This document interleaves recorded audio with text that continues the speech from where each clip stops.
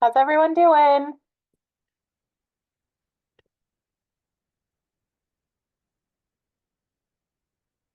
Welcome to our last class.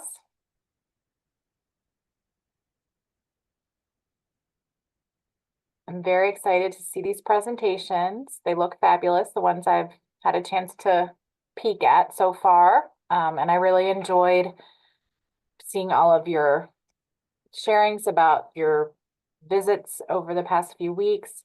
I do have a few more people I need to get feedback to, so you're not forgotten. I've just been swamped. So I have maybe 4 or 5 of you who you will get that soon. So today we have a pretty packed schedule, so I don't want to wait too long to jump into things. We are going to be reviewing each person's presentation. I did receive 4 full presentations, and then I wanted to check with Lillian and Dory about your presentations. Do you want to do those separately, or are those meant to be the full group? Oh, you're muted still, Dory, unfortunately. Okay. Okay. So I'm pretty, I'm not sufficient in knowing Google Docs. So I submitted it and I know that Kelsey has it, but I don't know how to do any of that. So I'm sorry. Oh, no. I mean, what you submitted looked great. So it looked like you had some things, but I just want to make sure you have we have the right one. So Kelsey, so the way I'd like to do this is that you all share your screen, whichever group is presenting, so you can move yourself through the presentation, and just make sure that I get a copy of the full PDF for the whole group. That would be great.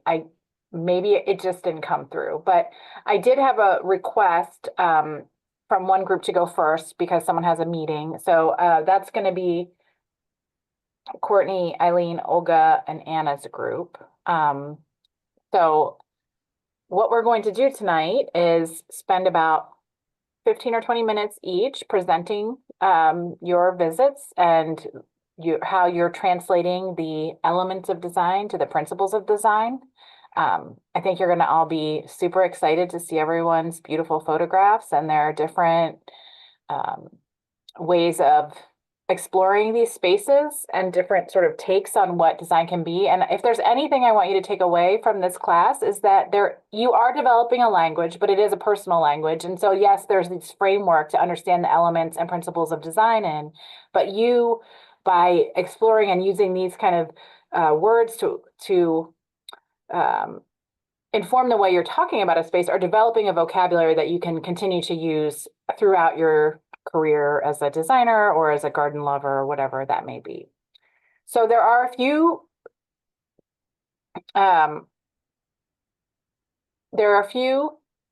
nuts and bolts that are sort of what is the word I'm looking for? Housekeeping issues. One is I am looking for you to submit your reflection. So hopefully you've had a chance to submit that. If you need a few more days, no worries, just get it to me as soon as you can. The second thing is you'll notice there's a peer review assignment for tonight. Now that on the D2L is uploaded as a Word document, and it just says group 1, group 2, group 3, group 4, etc. For the presentations, I have made also a Google Doc. I know not everyone, Dory, I'm not trying to throw a wrench in your gears here, but this way that if that is something that feels comfortable to you and you want to jump in there, you could use that. I'll share that with you really quick just to see what it looks like, and then I'll give you the link. I'm sharing this as a view file, so what you'll have to do when you click on that Google Doc is go to File and make a copy. And then if you could just make it copy of assignment 3, peer reviews, but put your name in it. So I would put Anna Wick. So I would have right off the bat, I knew who it was that it belonged to. And then if you click share it with the same people, it'll be shared with me, but then you may want to copy that link or download it and save it. The reason this might be useful is because I'm actually putting instead of just saying group 1, group 2, group 3, group 4, group 5, because that gets a little confusing and I can't keep it straight. I just put the presenters' names in. So you'll be able to know who that is. And all that I'm asking for you to do for the peer review, it's very simple, is just as you're watching, make some notes. What does the presentation bring up for you? What questions do you have? What are you wondering about? What do you find wondrous to look at? Is there an aha moment that comes up as you're seeing how different colleagues are presenting their designs? And it really doesn't have to be very in-depth. I honestly do this because I think it just helps us stay a little more engaged as we're watching other people's presentation to have to like be required to take a few notes. And of course, if it is your presentation, you are not required to do the peer review for that one. So you'll just have a blank one on that. Now, if you do feel like you need a Word document of this, what I can do, and I'll just drop it in the chat. So maybe, Dory, that might be helpful for you if I just dropped it as a Word document and you could just edit that directly. And I'll pop that into the chat. So this can be submitted whenever. You can submit it at the end of class tonight. I know we're going to have some folks who can't join us tonight, so they may have to complete it another night. That's fine. So just get to it when you can. But if you do have the opportunity to do it in real time and then just submit it by the end of the night, it's really kind of a complete versus incomplete, just so you're staying engaged with us and seeing what your colleagues are presenting. Any questions? Anna, can I ask you one question? Yeah. Are we supposed to do something more than do our presentation? You said reflections. What was that supposed to be? Okay, so there's a reflection that's also due. So if you go to the session 2, assignment 2B, there's assignment 2A, which is the presentation. And then there's the assignment 2B, which is the individual reflection. So in addition to the group presentation, each group member will individually write a short reflection answering the following questions. What did you learn about the relationships between the elements and principles of design from your garden or landscape exploration? How do you imagine employing these design techniques in your own context? And if there's one element of design that you feel most contributes to achieving the principles of design, which one is it and why? And that is under session 2, assignment 2 description, and then there's a space to submit assignment 2B reflection, and that is an individual assignment. And Kathy, so, is that okay if I do that tomorrow? oh yeah, 100%, that's fine. Okay, because I kept on looking at that. I wasn't sure. Okay, I didn't understand it was. There's a second page, so you just have to scroll past the first assignment. I didn't see it at first either, but if you scroll down, you'll see it. Okay, that's probably why I never saw it. I didn't scroll down. And Okay. Kathy, if you have any issues, so that assignment is set to close today, I think. What I don't know is whether that will prevent you from uploading something. So if you go to upload something and it won't go, just let us know and I'll make sure we get that reopened. Okay, when you say let us, does that let you? Yeah, you can email me. Yep. Could you possibly just make it open for a couple more nights? I might be able to. If not, I'll have to ask Vanessa to do it. But Yeah, because I mean, I seriously, if I had known that, I would have done it. Because I was doing my homework for my next class all day today. So, it's okay. I'm not. You don't. Whenever you get a chance, it's 500 words, so it's a short, like, one pager. okay. Yeah, it's not a in-depth. It's just you probably could just copy and paste all the beautiful writing that you all did already about your different landscapes that you viewed. Tina, I see your hand up. Yes, I don't see my name anywhere. I think I'm in the first group. Let me make sure.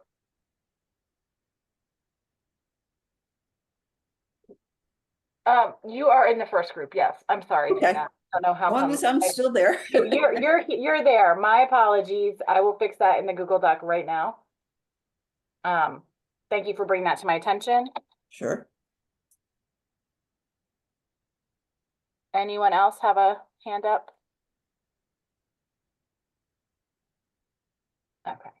Hi, Anna, it's Lillian. I did submit my slide presentation as a PDF, but I only submitted my slides. I didn't submit the entire presentation, but I can submit that as well. Okay, that'd be great. I just didn't see anyone else in your group, and I don't know if I just missed it. Okay. But if you could submit the whole presentation, I did see your slides, Lillian, but I didn't know if you were planning to present separately or if you're still presenting as a group. So Yeah. Okay, thank you. thank you.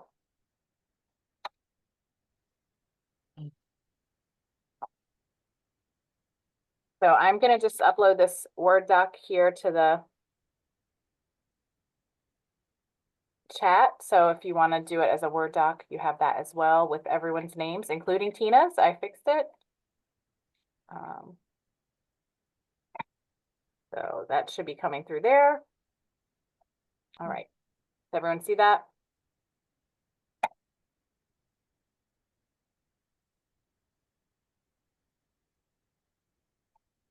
Anna, when I made a copy of that, it didn't ask if I wanted to share it to the same people. So should we just email that or save it as a Yeah, PDF? you can save it as a PDF or you can send a link. You can drop the link in the submission. You can download it as a Word doc. There's so many ways, but whatever is easiest for you. If you want to just drop a link, just as long as you have your name on it in some way, so I know it's yours. I will know it if it's under your submission, but it's still helpful to have that. Yeah, thank you. All right, well, if there's no more questions, let's go ahead and get started. And we do have until 8:30 tonight. So I'm imagining each group will take, like I said, around 20 minutes, and we will take a 10 or so minute break after the first 2 or 3 presentations, just because I'm sure everyone will need a bio break and stuff. So without further ado, can I ask the first group, Anna, Courtney, Tina, Eileen, and Olga to present. I know Olga may not be with us this evening. She had a loss, but we'll just see what you present. I'm looking forward to it. And you can share your screen. Share. Let me pull it up real quick. So we should have all ours ready to go. Well, Kathy, it's up to you. I can share my screen, but I think it might be easier for your group because you know sort of the cadence and who's going to be presenting, Yes. but to share on your end. But if you'd like me to pull it up, I do have them here downloaded. I think if one of the people, someone in our group shares, then we can share all it. use it from. Okay, so we can all use yours. Yeah, just let me know when to go ahead in the slides. Can you see this? Yeah. Yeah. Okay. But yes, okay, perfect. Thank you. Okay. Let me just, let's see. Okay. Hi all. I am unable to show my face, but I think the slides are more important. I have some technical difficulties, but our first principle that I have here is emphasis. This is at the Hoover Mason Trestle at Steel Stacks in Bethlehem, PA. It's a really cool walkway with a bunch of plantings right on the steel stacks. Here, I put emphasis because the purplish pinkish color popping through this planting. It's very bright compared to the grayish brownish background and even the greenery around it. The texture is more fluffy, I think, compared to the industrial background, and again, the greenery looks a little more sharp and there's rigidness around the fluffy pink flowers. I put value as an element as well because this was an overcast day. The green actually does pop a little bit, but for the most part, the background is pretty dull and I guess somber as well. You can see that it has rained a little bit. It's a little, the pink definitely pops out and gives emphasis in this area. Next, I chose Unity for a principle. This is at the Delaware Center for Horticulture in Wilmington, Delaware. Again, I chose color as an element that contributes to Unity because the majority of the color in this picture is natural green, browns, which provides unity.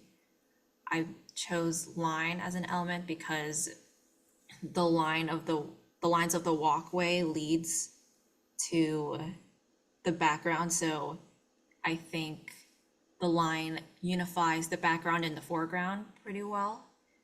And then also the space contributes to unifying the background and the foreground, since you can see that there's more greenery back there and there's more landscape in the background.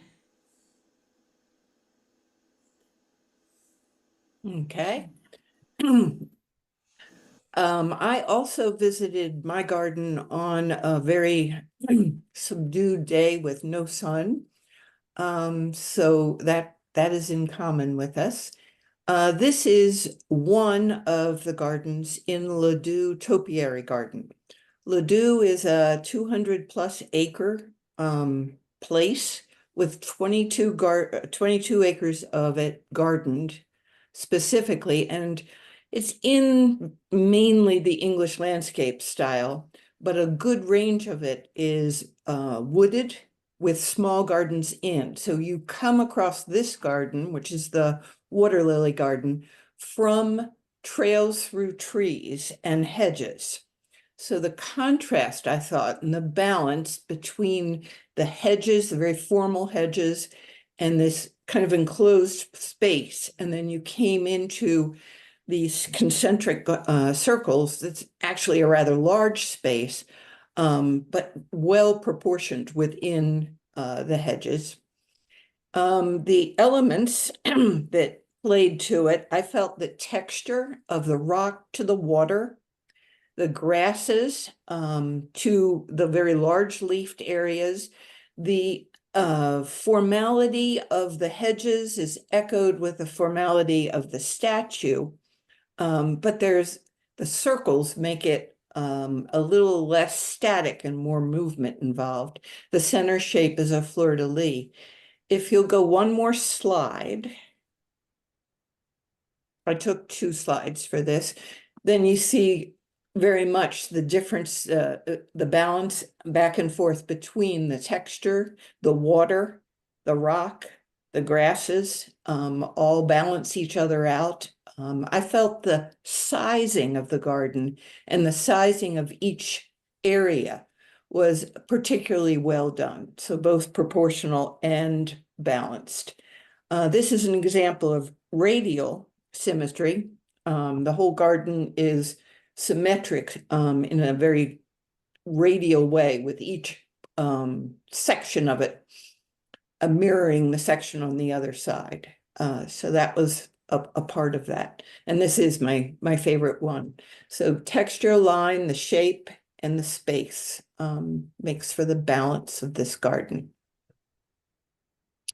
Now, if we go to the next slide, Ladue Topiary was done by a gentleman named Mr. Henry Ladue. He was a fox hunter in the 1920s, and this is the very iconic scene that you usually see with the garden. And I felt it did a really good job of proportion. It's a very large field, and as you look across this field with the house very vertical in the background, the trees all around it, and the formal hedges, you have the exuberance and the energy of the hunt. And you have sort of the full amount of the space. So the proportion here, so often in a large garden, it's hard to get the kind of proportion of bushes where you can see them but they balance the trees, they balance the houses, and I felt this did a really good job of that. And as you come in, so the next slide will give us a little more detail. You see the huntsman on his horse coming across the white fence in the hedges. And then you see the hounds coming along, and then you see the fox well ahead of them across the road, actually, with a lot of exuberance in his running. And so in this case, I felt it was the line of the hedge, the shapes, and the forms. I mean, these are just massive forms moving through the space, and a lot of movement in this design as well. And so those are my thoughts on proportion and balance.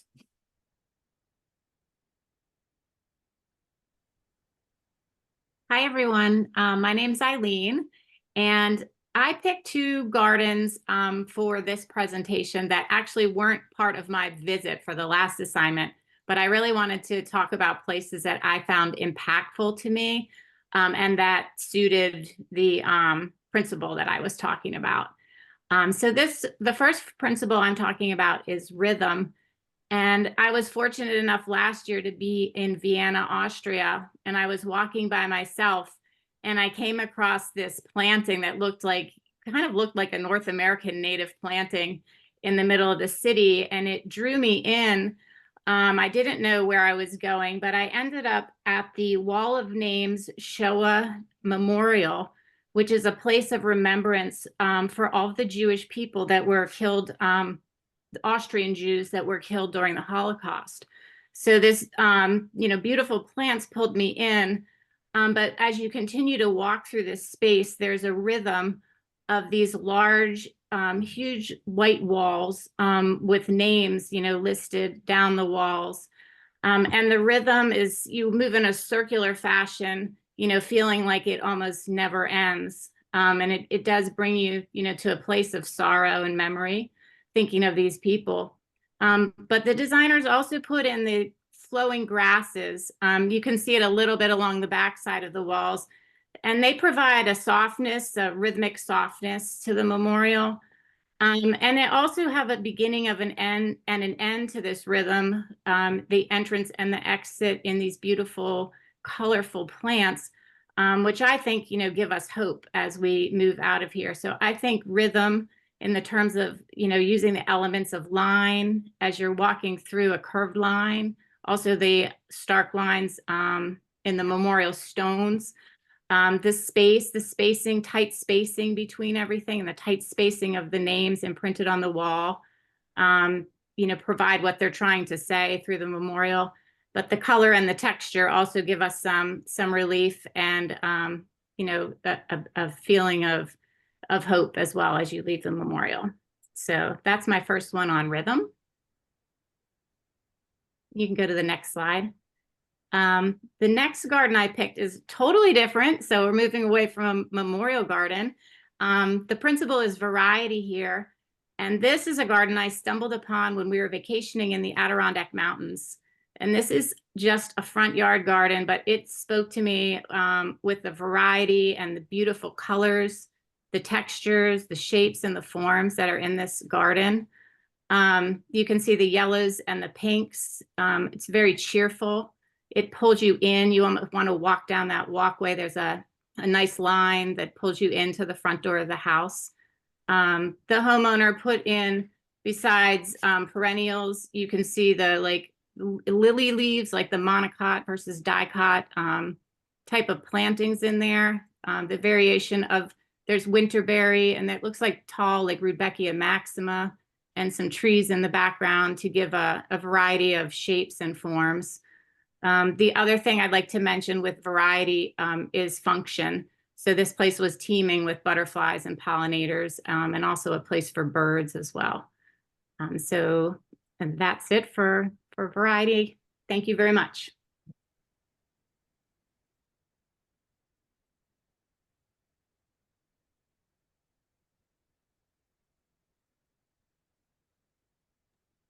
So I know Olga couldn't be with us tonight, so I can talk a little bit about this this garden. She shared about this for her initial visit. And I think she was very taken with the sort of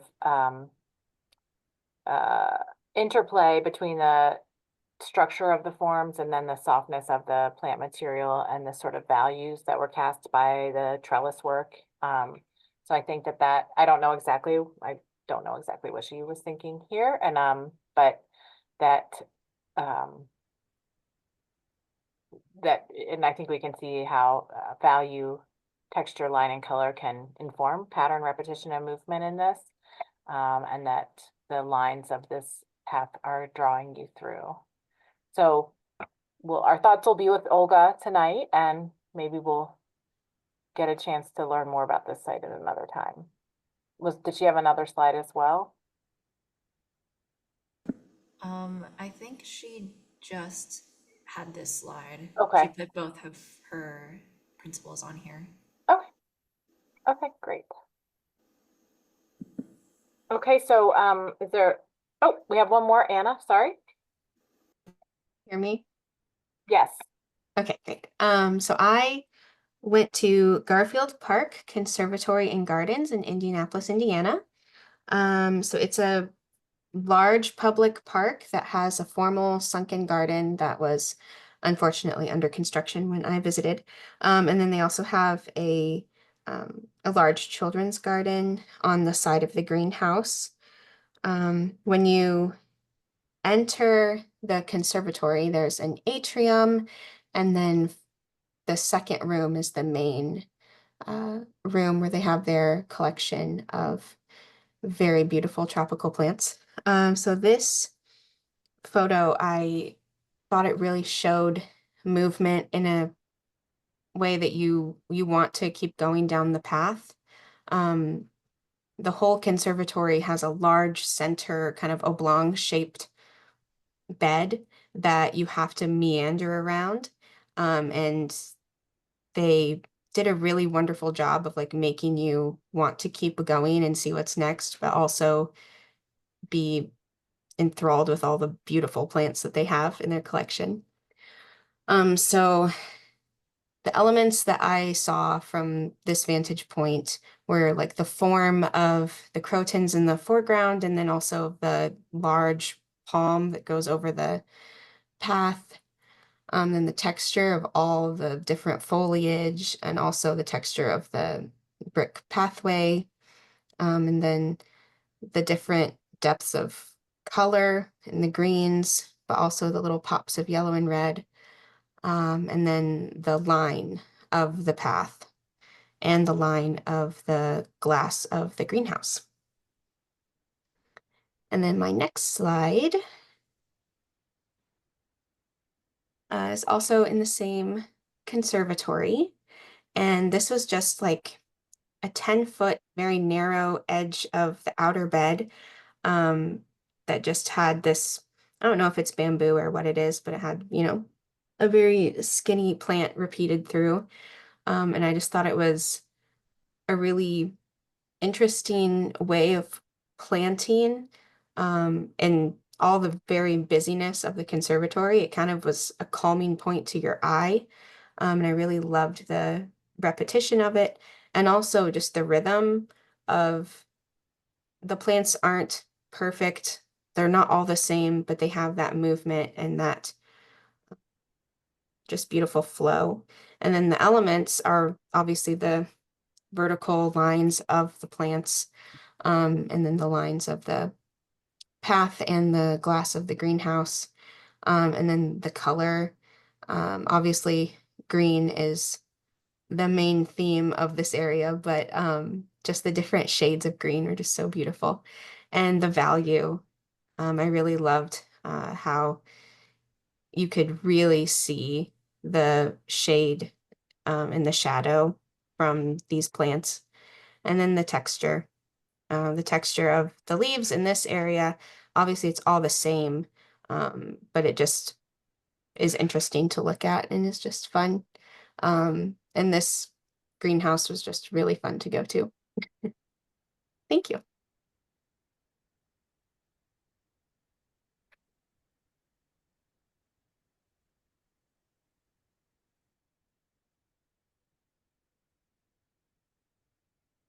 So great job, group. We'll just call you group. Anna, Courtney, Olga, Eileen, Tina, and I think you all did a great job. I love that these are such very different sites that you're presenting to us. But they really had a lot of, that each of you spoke about your design principle in a way that really drew in a lot of different elements. And I felt, really showed that you had a thorough understanding of how these different elements work together to achieve that principle.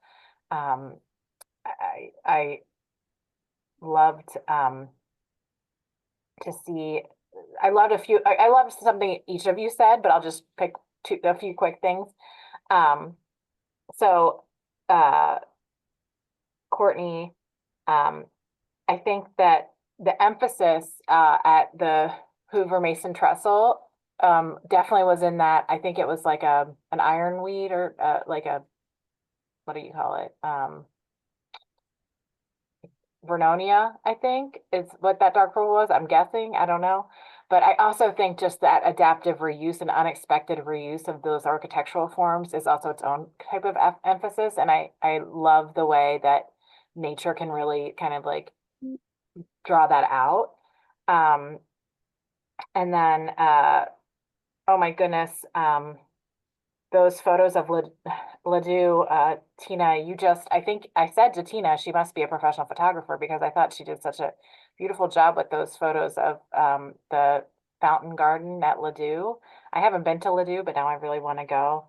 I also think it's interesting that so many of you were out in this really dry season, and when we've had no rain, well, at least in the mid-Atlantic, I shouldn't say no rain because I know a lot of people have had way more rain than they ever wanted, but many of you have captured gardens on gray or rainy days, and just what a different experience that can be. And then Eileen, the Wall of Names in Vienna, I think that was a great description of how the softening of the plants for the hardscape and like the kind of heaviness of that site, that it provided a sense of hope. And I just thought that was a really beautiful way of perceiving that site. So thank you for sharing that with us.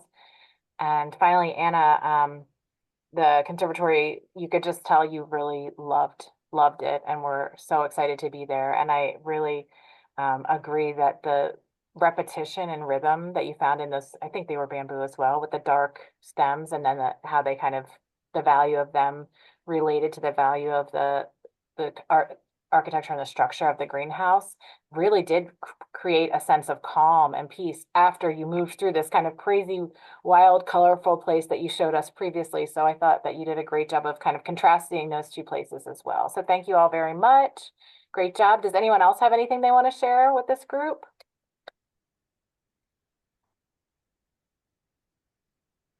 Eileen, I want you to know, I know that private garden in Speculator, New York, of all places. Well, I've been there. that's crazy. My parents own a home in that town. Oh, it's the best. If they ever want to sell it, call us. No, I'm going to get it. No, I'm just kidding. It is. We love it up there. Yeah, that's great. Yeah, it's really impactful. So fun stuff that, we can do in our yards to get people excited about gardening. Yeah, I noticed it right away because it is so vibrant in the middle of the town. Yeah. Thank you. That's so amazing. Small world. Great. Well, wonderful job. Thank you all for sharing. Is there another group that has a strong desire to go next? Anna, I wonder if I might just jump in quickly. Just to say I confirmed that you can, for those of you, I saw there were a couple of people that have not put in your reflections yet. You can put those in. So the system has not locked anyone out. You can submit those. It'll show up as being late, but that's not an issue. So please feel free to submit those whenever you can. Thank you. And I think our group can go next. Okay, wonderful. Thanks, Jen. Sure. So this is group Jen, Kathy, Jen, and Ro. And Karen. Yeah. Okay. So if you want to share your screen, or do you want me to share? I'm going to share now. Can everyone see that? Yep. Okay, great. Okay. I'm going to start with the principle of balance. For my garden visit, I went to Longwood Gardens. It's nearby my home, and it's been a place of enjoyment for me for many years. And I specifically selected the flower garden walk at Longwood, as it's one of my favorites within that garden. If you're not familiar with it, the long garden walk consists of a very long straight brick path that's flanked on either side by large flower beds, and there's a large round fountain at the center. For the principle of balance, I selected this image of the centered brick walkway flanked by the large flower beds. Starting with the design element of line, this garden has a clear center line or access via the brick path. And there are strong lines of the path and the edges of the garden beds. And these lines all kind of converge to the back toward one spot, like a 1-point perspective drawing, which really kind of draws your eye. The path itself divides the space in half. So while it's not exactly the same on both sides, it feels very symmetrically balanced. What I also found in this garden is that there is a balance of color, that the red and the oranges and the yellows were kind of used in proportion throughout the garden, and on either side of the path. Then there's also the balance of color groups, with the analogous combination of red, orange, yellow, balanced by the blue and blue-green of their plantings and trees. There's also balance in the texture and shape. So the plantings, what's very interesting is that while it's not exactly the same on either side, it sort of mirrors it in that there's similar texture on the other side, across one plant across from each other, or a similar shape of a plant across from each other. So it kind of, again, it's not perfect, but it really is balanced in the way that in the plant choices that were used on either side of the path. And then finally, I felt the space is balanced with the hard lines of the path being balanced by all of the soft plantings that surround it, and then the trees in the background.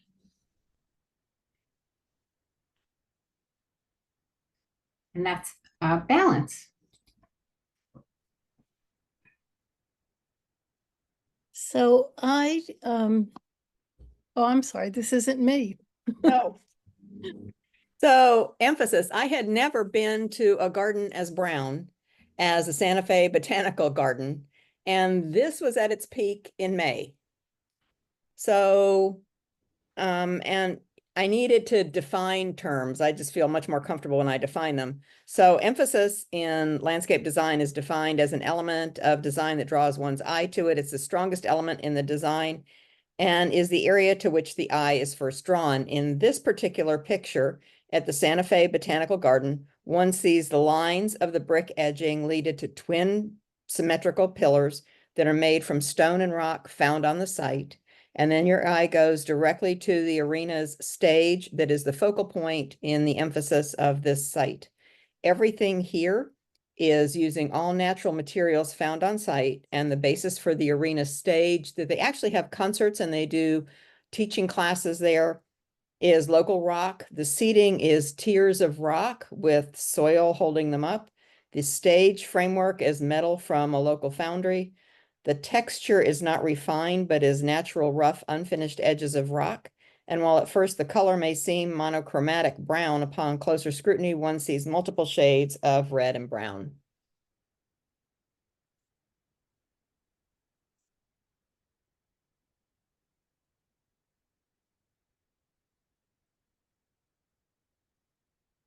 Now it's my turn. I chose to visit Hogpen Hill Farm landscape sculpture garden. And I had heard about this place for many years. It's a private garden. It was built by a man named Edward Tuft. And I give you his name because Tuft was not a landscape designer or an artist. He achieved his name in the area of graphics, communication of ideas, and data. And he's pretty well known in that field, but his emphasis is on communication. So I was curious to see what he was going to communicate in landscape. And we happened to be in the area on one of the few days a year that was open. So I convinced my husband to take a 2-hour side trip and go and visit it. And it was really spectacular. But I have a lot of questions about whether it can be considered a garden or not. So it's on over 200 acres, closer to 300 acres. And it began as a tree farm. And then he started exploring landscape and graphics in it. And he wrote a book about it. I don't know if you can see this, but you can't because I have a blurry screen. It's Seeing with Fresh Eyes. And so he asks you to experience this garden almost silently and with no preconceived ideas, just to experience going through it. So in this particular one, I'm going to invite you in that large picture just to look down those rows. And if you see in the very far distance the area of emphasis, which I've also, I don't know, can you see my cursor? Probably not. In the smaller picture in the right-hand corner, I zoomed in closer so that you can see what is at the end of this row. And if you'll go to the next screen, this is at the end of the row. Oh, wow. Now, I was there on a beautiful fall day, so the emphasis is going to be different on different days. But this form, the forms of the tree, the forms of the object that he has there, which is again a piece of industrial waste. Most of his sculpture is made from objects that were discarded from any manufacturing businesses. But he had that wonderful line of the trees and the different heights leading you right to this point in the garden. And of course, as you walk around it, you can walk around and through all of these things. There are no paths. So you're walking on the grass and you're discovering different viewpoints as you go through it. I felt like the colors against the gray of this object, the yellows and the greens, created a wonderful contrast that brought you to this form that is there almost out of place with the landscape. And those parallel lines that drew you in. And then, of course, the textures between the smooth surface of the sculptural element and the airiness of the leaves and the wispy grasses. They all create, I think, a very rich palette here. And I guess the only other thing I want to say, I didn't talk in here about proportion, but they're also within he had the different lines of view that were different sizes that moved you again, almost from the outside of the path to the inside and then down the path. There was no way that you could avoid seeing this, even though there was no formal walkway. So we can go to the next slide.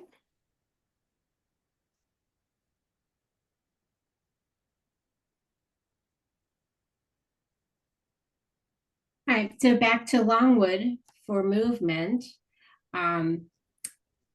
This is a picture of the center fountain that occurs at the intersection of the long brick path that I showed previously, as well as one that's perpendicular to that. And so I thought this really demonstrated movement in two ways. First would be visual movement. And that would be through the line of the path and also the turn of the path that kind of draws your eye forward and around the corner, beckoning the visitor to want to enter the space and see what's around the corner. There's also visual movement of the water in the vertical line of the jet. It's very strong, and that is softened by all the horizontal flower beds that surround it. And of course, there's also the curve of the basin as well.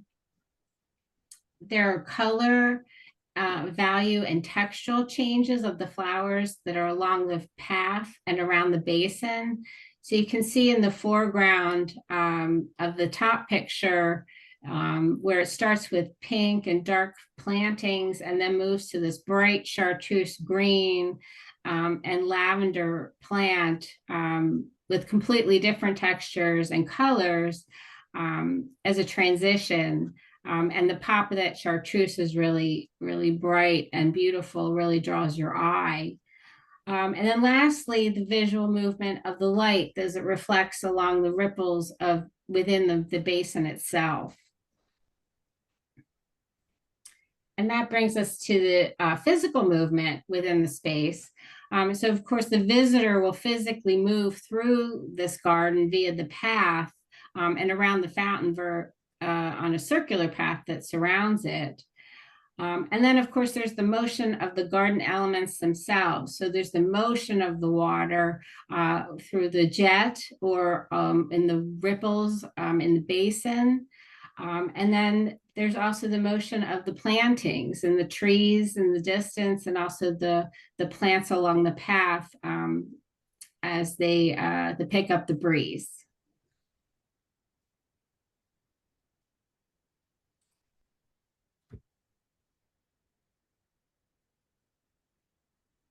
Okay, can you hear me? Okay, it was kind of funny. We didn't team up, but this garden that I chose, the same thing, Longwood Gardens, it is the courtyard type of garden that precedes the entrance into that long linear garden. So this is looking at Unity now, and it's considered the most important principle because it creates a cohesive, a harmonious effect of connecting all the elements. So it pulls all the elements together, and the repetition, consistency, and a chosen theme. And in this area, I thought the theme would have been like a sunken oasis, secluded with framed trees and stone walls and creating relaxation. And I wish I had my cursor, but you can do it. If you look at the top, can you go to the top left, point to the top left picture, Jen? Okay, so there you step into the garden and you have stairs that come down. And then if you go to the next part, to the right, you follow that path, you would going around a curve, and I'll describe it. And then at that point, you look down towards the same garden that Jen just showed. And then you go to the next picture, you have an inner courtyard. And it's like a little courtyard that sits inside this courtyard. And it really gives you a sense of relaxation, and you're secluded, and it's a time to rest. And then to the far right is the spindled staircase. And I'll point out that there was a metal railing that you'll see in the next pictures, but now I'll describe it. Okay, so the line is curvilinear, the beds are curved, and then you have the linear straight rods of the fencing and the seating. You see that. And then the shape, it's enclosed, it's sunken, the circular courtyard with a rectangular inner courtyard. And the color is a very limited palette. So you got pure blocks of purple, and they guide you through the paths. And then you have the muted shades of the dogwood. And then you have the dusty red brick and the dark green colors throughout. And they all complement each other. So it's very relaxing. And the form is like an inner courtyard. And it's like, if you can see it, it's like it was a rectangle, but with the corners, it's like subtractive form. The corners are replaced by 4 identical circular beds, And so you have a very strong, unifying, coherent form. And the texture, so the inner courtyard, you have the potted plants, and they're sitting beside all the chairs, the same metal black chairs as the same color as the staircase. So it's just another soothing, relaxing spot where they can see up close the details, the color of these plants. So, okay, we'll go to the next slide.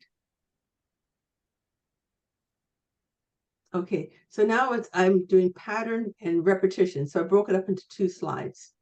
So looking at this picture here, you can see the definite pattern of the curves. So the pattern is an arrangement of elements in the landscape to create a sense of order, harmony, rhythm, and it adds to the beauty. I think people love curves. So, and then, so the pathways are curved, and then you have the metal fence. You can see that now. In the first slide, you can see it's the same metal fence, same metal that's used in the staircase. And then you have that same planting of the purple flowers.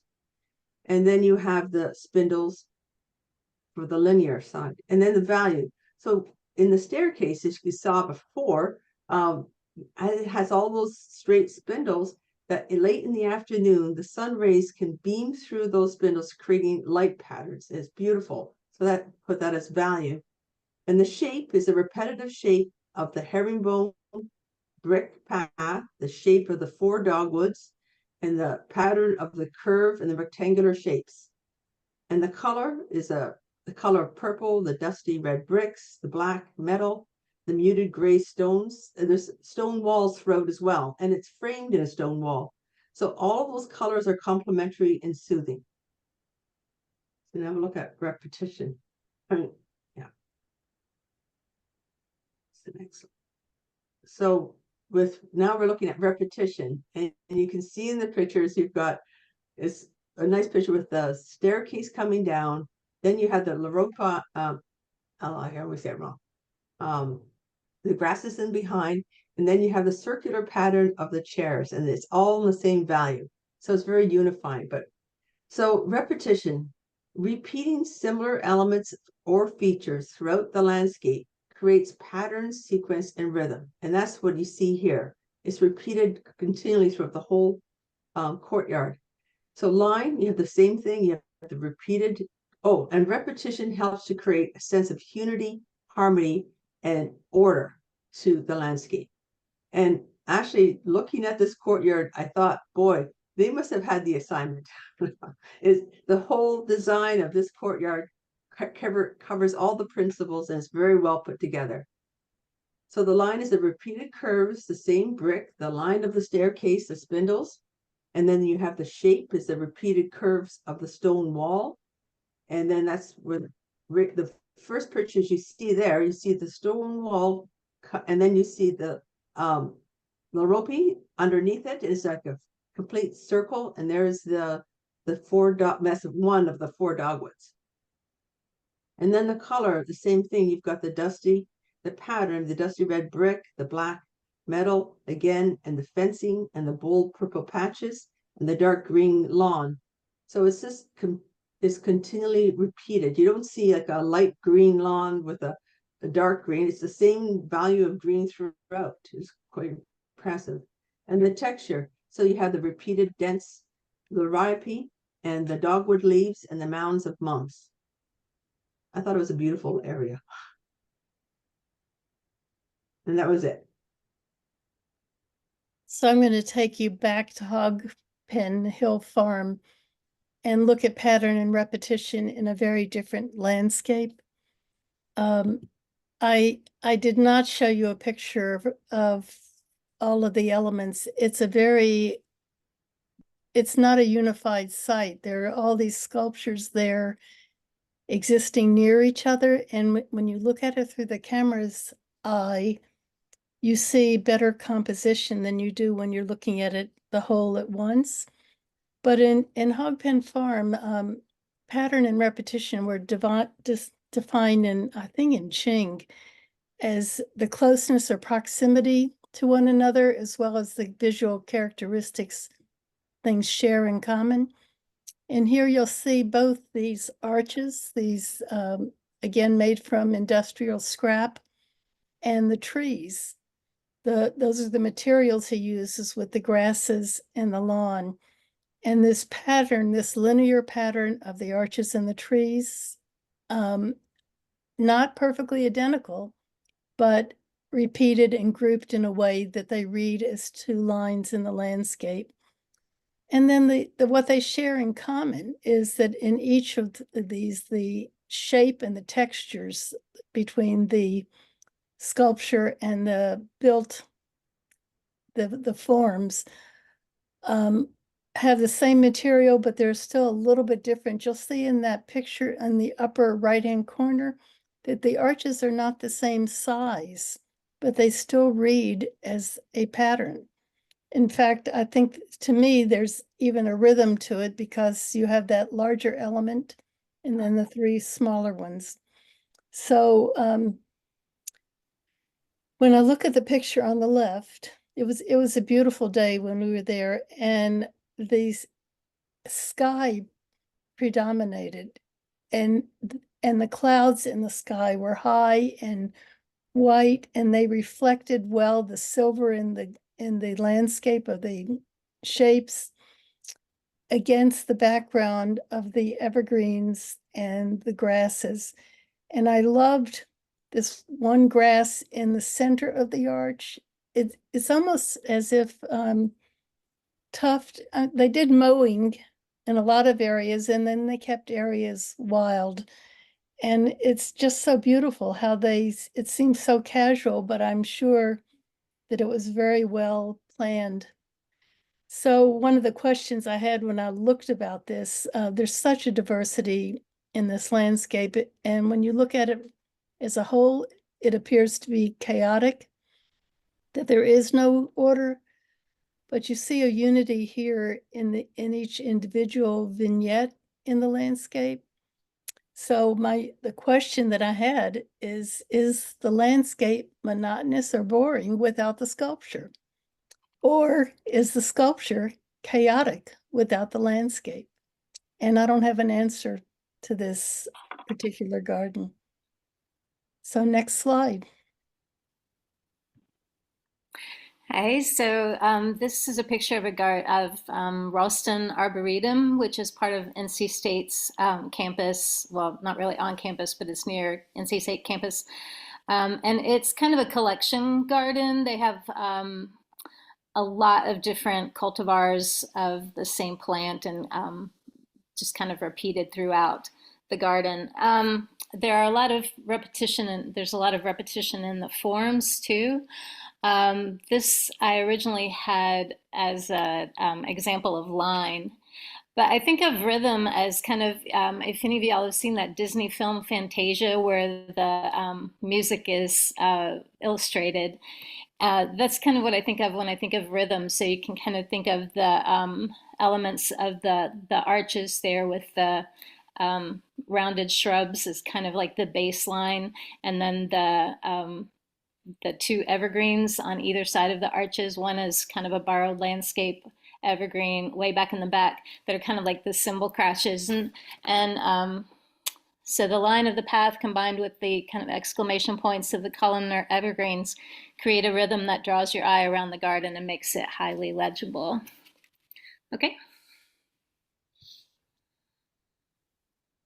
And then this is back at Ralston, and it's they have like a demonstration, like a trial garden, and this is way back in the back, and there's this narrow little path that's like not even barely even wide enough for one person, but the grasses kind of lean over into the pathway, so you kind of feel like you're getting a little bit constricted as you walk through, and then there's all these different textures, and it just really created a dramatic effect. It's kind of like a relative proportion situation where as you walk through the garden, the path, and it gets a little bit narrower, and the plants on either side get taller, and you just kind of feel like you're shrinking. And I thought it was a really interesting effect that the way they used proportion in this garden. Okay. So this is Variety, and oddly enough, this is only 90 minutes south of the Santa Fe Garden. And I'd never seen a biodiversity park. So not only does Albuquerque have this beautiful garden, but it also has an aquarium and then a thing that has insects and bugs in it and a butterfly tower. So it was just interesting that these different kinds of life were there. So here, the reason I chose this is there's variety in color, in value, and in texture, not only by the water and the lack thereof, but by the grasses, the flowers, the fountain, and a concrete structure they're building along the way, but also the gorgeous texture in that bark. So it wasn't only that it was different shades of gray in that bark against the gray of the rock and the yellow flowers and the different shades of green between the grasses on the bank and the water lilies and the trees, but it was just almost like being inundated with variety after seeing Santa Fe. So early in the morning, I had all of this brown, and it was beautiful in its own rights. It was stark. And then in the afternoon, this. So I just found all of the variety here in all of those different elements just to be almost like a feast.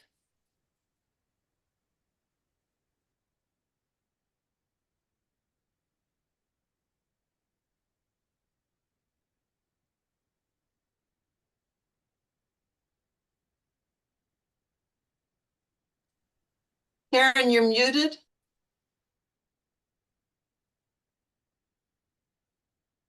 That's important. Thank you. You missed the best part just now. We're back at Hogpen Hill Farm for the last time today. I had about 300 pictures, and it was so hard for me to pick what I wanted to focus on. But he calls these megaliths. They are silent stones, and he has a lot of sculptures that he's done with these. And if you'll look in the bottom right-hand corner, that's me standing inside one. I didn't know we weren't supposed to touch when I took this picture. But I just felt like you don't get a feel for the size of these stones until you see them with something to show you the scale. But you also, the trees in the background, the size of those are pretty amazing too. So in this landscape, I felt very small in the whole garden, actually. We have this line that arranges the stones that parallels the line of the trees, and there is a lot of variety in each of these stones and in how they're balanced. What is similar is each horizontal stone is balanced on two vertical stones. But other than that, well, some of them have four, but the idea is they're not the same balance, but they're different. And so that variety comes in. The stones are different shapes. Nothing is cut to make it appear geometric. They are made to appear that they're just fresh from the earth, but I'm sure that he's done a lot of sculpting to get the shapes that he wanted. And the repeated pattern keeps you within the variety. The repeated pattern holds it all together. So again, I couldn't just pick one picture. So next slide. This is also Hogpen Hills. Can you believe it's the same place as we were walking through? And I just wanted to leave you with that image. There's nothing to talk about here, but just the variety that was at this sculpture farm. And next slide.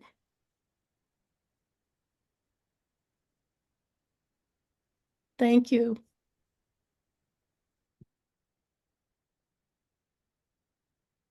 Great, thank you so much. That was really awesome. I really enjoyed seeing all those different spots. You know, those megaliths at that Hogpen Hill, one of my essays I always assign my landscape architecture students is this one called Walkscapes by Francesco Carreri, and it talks about the first act of landscape architecture.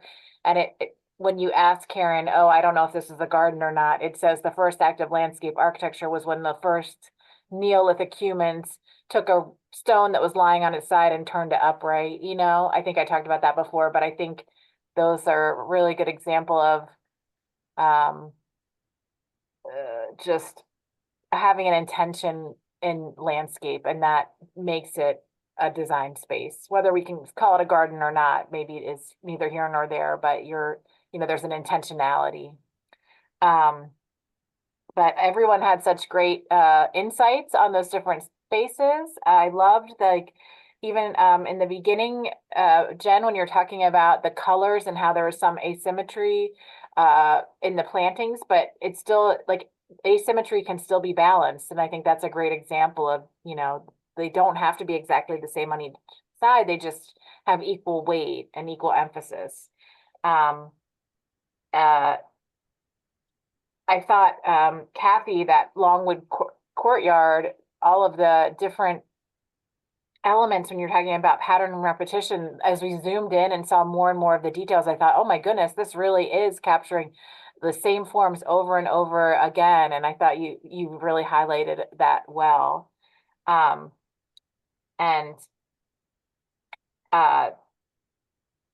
the Ralston Arboretum just looked really great. And I thought that the dramatic effect of the large bananas and grasses and creating a very tight space was very dramatic and fun. And Ro, finally, I think I said something to everyone. But I love when you said, I never saw such a brown garden about the Santa Fe Botanical Garden, but I love that you selected emphasis for that, because you start to have to understand the subtleties of the variation in brown, right? When you're just looking at everything that's brown, and it really did, it established a hierarchy with these different materials, but everything kind of in this tonal, subtle shades of difference. And I thought that was just really fantastic and a great addition to these East Coast very floriferous gardens, and to see that, and that's still a garden. There's intentionality, there's creativity and emphasis and beauty and proportion and balance and all these things. So thank you all. It's great. I want to ask, does anyone want to take a break now? Do a restroom break or anything? Grab a drink? No. No? Okay. All right, so we'll go ahead to group the next group. Then after that, we will take a break. So is there a group that wants to go next? I mean, we're on the list to go next. Everybody feels all right about that in group 3. All right, Nate, are you going to share your screen? Yes, I am. Let's see.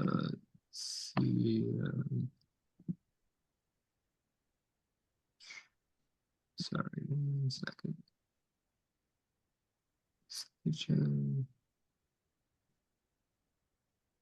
And is that there yet? It says it's loading on my screen. Yeah, not quite yet. There it is. Sorry, I was flipping through it. Back to the beginning. All right.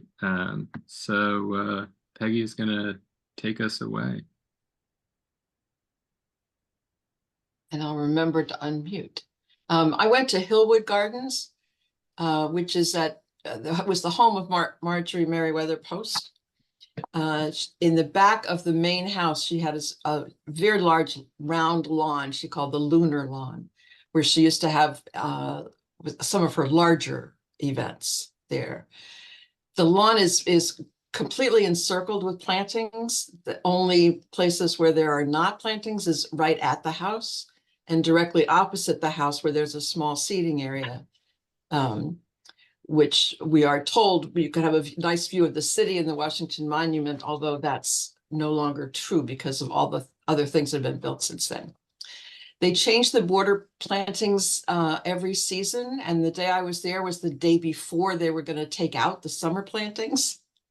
So I got to see those in their last days. Next slide, yeah. My photos don't do this justice, but back one, this is balance, and pattern comes first, I think, or did I delete it?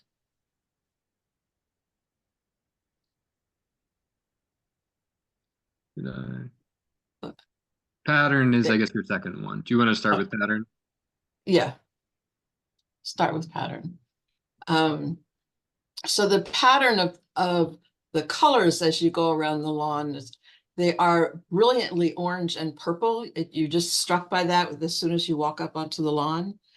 The brilliance of the colors makes it clear that this is marking the edge of the lawn part.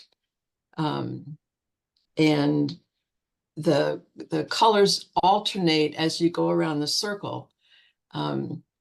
If you can see the colors in this picture, the tall, spiky purple things repeat at absolutely regular intervals on this side of the lawn. But between them, there are either orange flowers or foliage, which are not always the same. They change from sort of section to section. So there's a pattern of it, there's repetition, but it's not rigid. Which adds a little to the informality of the place.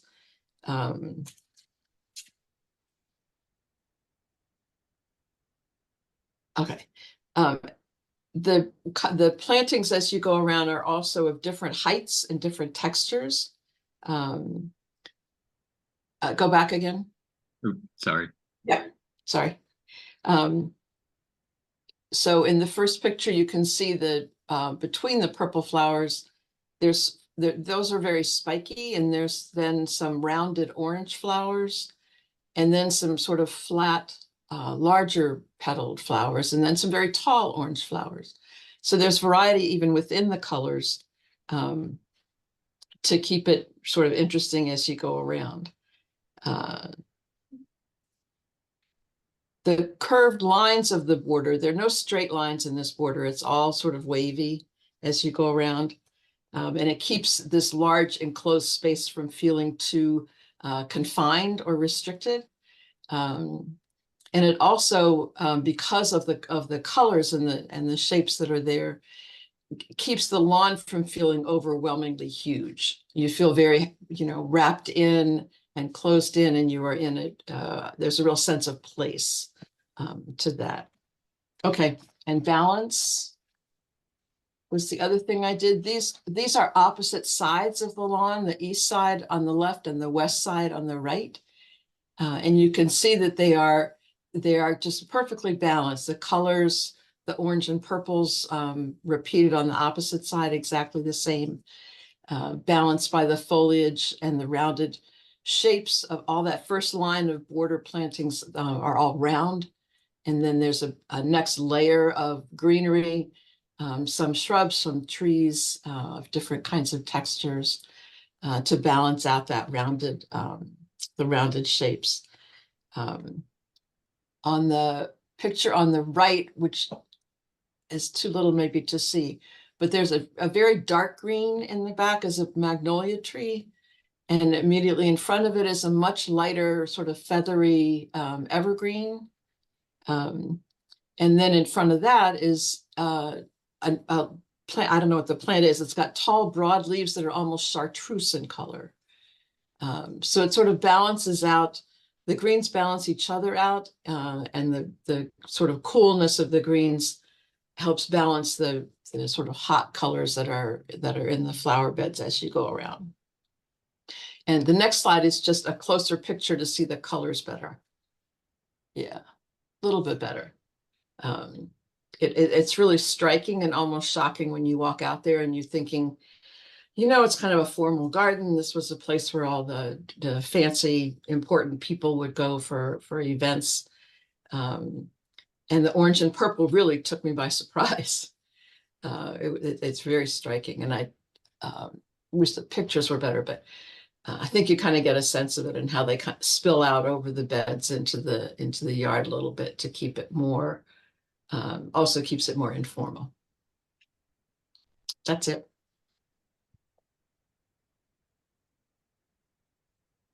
Okay, so I went to Morris Arboretum, which is an arboretum and botanical garden owned by the University of Pennsylvania in northwestern Pennsylvania or Philadelphia. It's about a 92-acre garden consisting of different areas like natural lands, rose garden, English gardens, and a lot of stuff. This photo is actually taken of the rose garden when I was there. I'm sure it's even better when the roses are like fully in bloom. It's probably pretty. It was a private estate owned by the Morris family until it turned into a public garden in 1974. You can go to the next slide. Oops. So I had rhythm. Um, I felt like both of these pictures did really good of showing rhythm. In this first picture, um, all these like islands of plants like consisted of like an acre. And all of the like outside plants are ivy. And I felt like it just really drew you into this space, and made you want to kind of walk around and just like look at everything. In the second picture, you have all of these like trees that are around this fountain, that just like draws you into this fountain, and like there's different water like fountain like waterfalls in the fountain that make like are like evenly spaced and make you think just of how evenly this is. I felt like the elements that were included were line, shape, and color. Um, Especially like in the fountain picture, the line is, I feel like, super evident. It feels like this fountain just continues on for such a long time. And it just draws you into that like next space. Um, and then the color in the first photo, like, there's a lot of purples and the greens, the purple flowers with the green plants. And I feel like this first photo, it just has like a lot of texture, especially using like the grass as the walkway. Um, I felt like it was just like a very comforting space. Um, you could go on to the next slide. And then this was of the Garden Railway exhibit. This was super fun to walk through. I felt like this is like a really good example of proportion. Um, in this like second picture, you can see the Philadelphia Art Museum that's made out of wood. And outside there's like little miniature people that are like outside like waving and stuff. And then in that front there is the train tracks. Um, and all of the plants that were in this space, I felt like fit the garden perfectly. Like all of the plants were all trimmed down and cut to like fit this space in proportion to the train and the buildings that were here.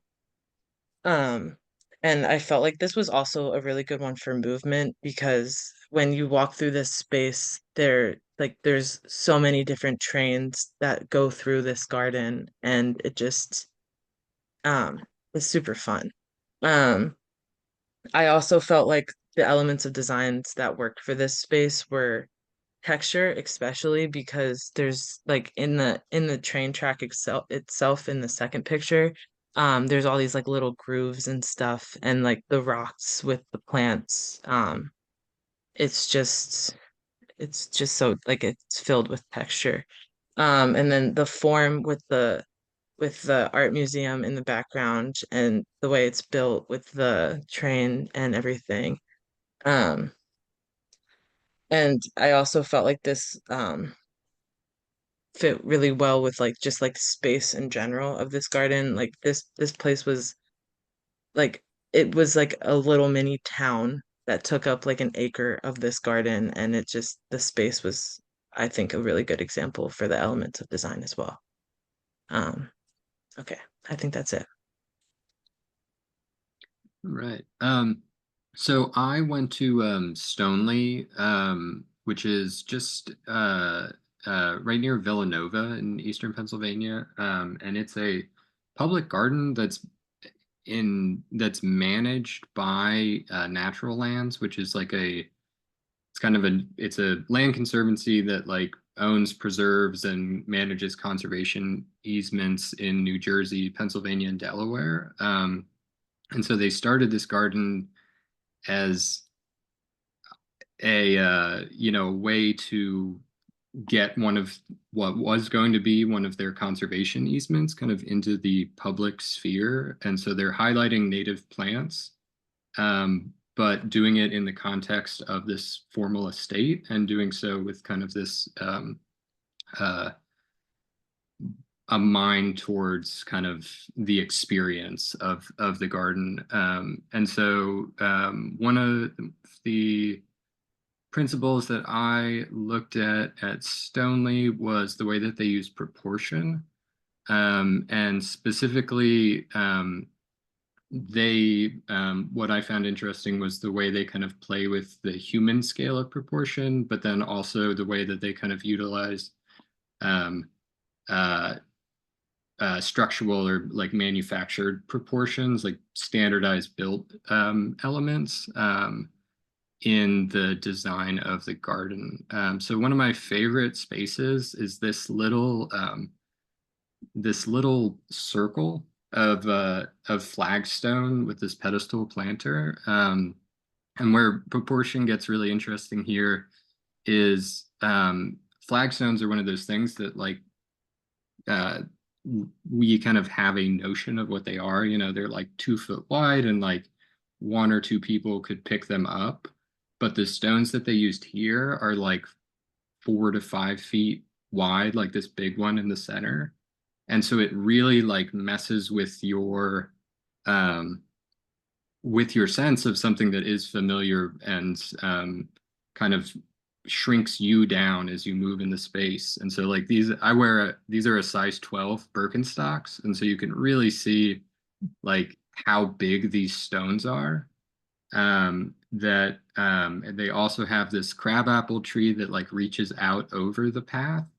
And so the branches are at head height that, average height person has to duck or, put your hand on the branch, which kind of creates this like Alice in Wonderland feeling as you kind of move from another part of the garden. You like shrink down, similar to what Jen was saying in the last presentation, as you move into this space, and it kind of distorts your like ability to, discern how big that planter actually is. So I have a confession that I've actually had this the architectural proportion book that Anna referenced. It's been sitting, I got it at a thrift store and it's been sitting on my shelf for 6 years and I haven't picked it up. So I did to work on this presentation, and one of the things he talked about was manufactured proportion and like standardized building units and how they kind of help create a like relatable sense of scale for most people. And so this is the estate at Stoneleigh, and it's built like this with kind of ornate architectural elements, but architectural elements that are pretty familiar. So this is the inside. You kind of have these panel wallings, and that pattern is kind of repeated out into the stonework in these kind of very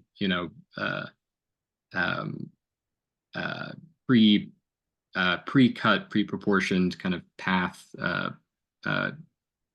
flagstones, and it kind of gives this like ordered sense to a pretty wild kind of natural garden, and like kind of helps keep that relatable. Another interesting thing is that he mentions is structural proportion, and talking about like kind of the building elements and how there's like a natural order and harmony that's like dictated by the structural capacities of things like wood and stone. And so I thought it was interesting, and that's how like, that's all based a lot on engineering, but like you still, not being an engineer, if you look at this little arbor with its double buttresses and big thick pieces of wood, it's built well, and you get like this sense of kind of like sturdiness that I thought was very interesting, because it uses very standard building proportions and even a little over the top. Emphasis at Stoneleigh creates curiosity, intrigue, and has quite an impact. I like this little folly here, and how it's kind of moves you over to this bright white arbor. And I think it's interesting, like this arbor is like very clearly like the point of emphasis in this garden, but I think having it in the middle ground of this section is very interesting, because it kind of creates this sense of mystery of what's behind it, because you know, you have this like rhythm from the columns to this arbor to over the hill. And so I think they do a really good job of kind of creating these mysterious and interesting moments in the garden. Here again, they kind of, using these curves, I think they kind of subvert the kind of formal architecture of the space. So no matter where you stand on this path or in this released turf meadow, you kind of are wondering what is over here to the left, kind of behind that. I think it's a Norway spruce, and not like the building itself, to me at least, kind of becomes not the focus, because there's this like compression and this curve and this line that takes you around to the side of it. And you also have these kind of repeated vertical elements that bring you around this way and then off to the side, again, kind of away from the building. And those are, you know, repeated throughout the garden. These, you know, vertical elements that kind of cue you to, there's something at the end of this trail.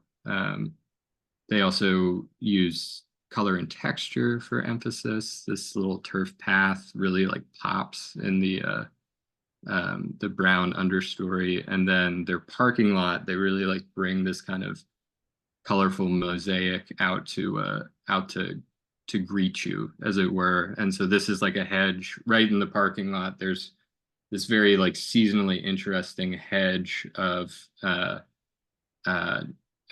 burgundy leaf 9-bark that have like this really dense matrix underplanting of wildflowers and grasses. And so there's like this kind of contrasting colors that are going on, but also this like wow of like I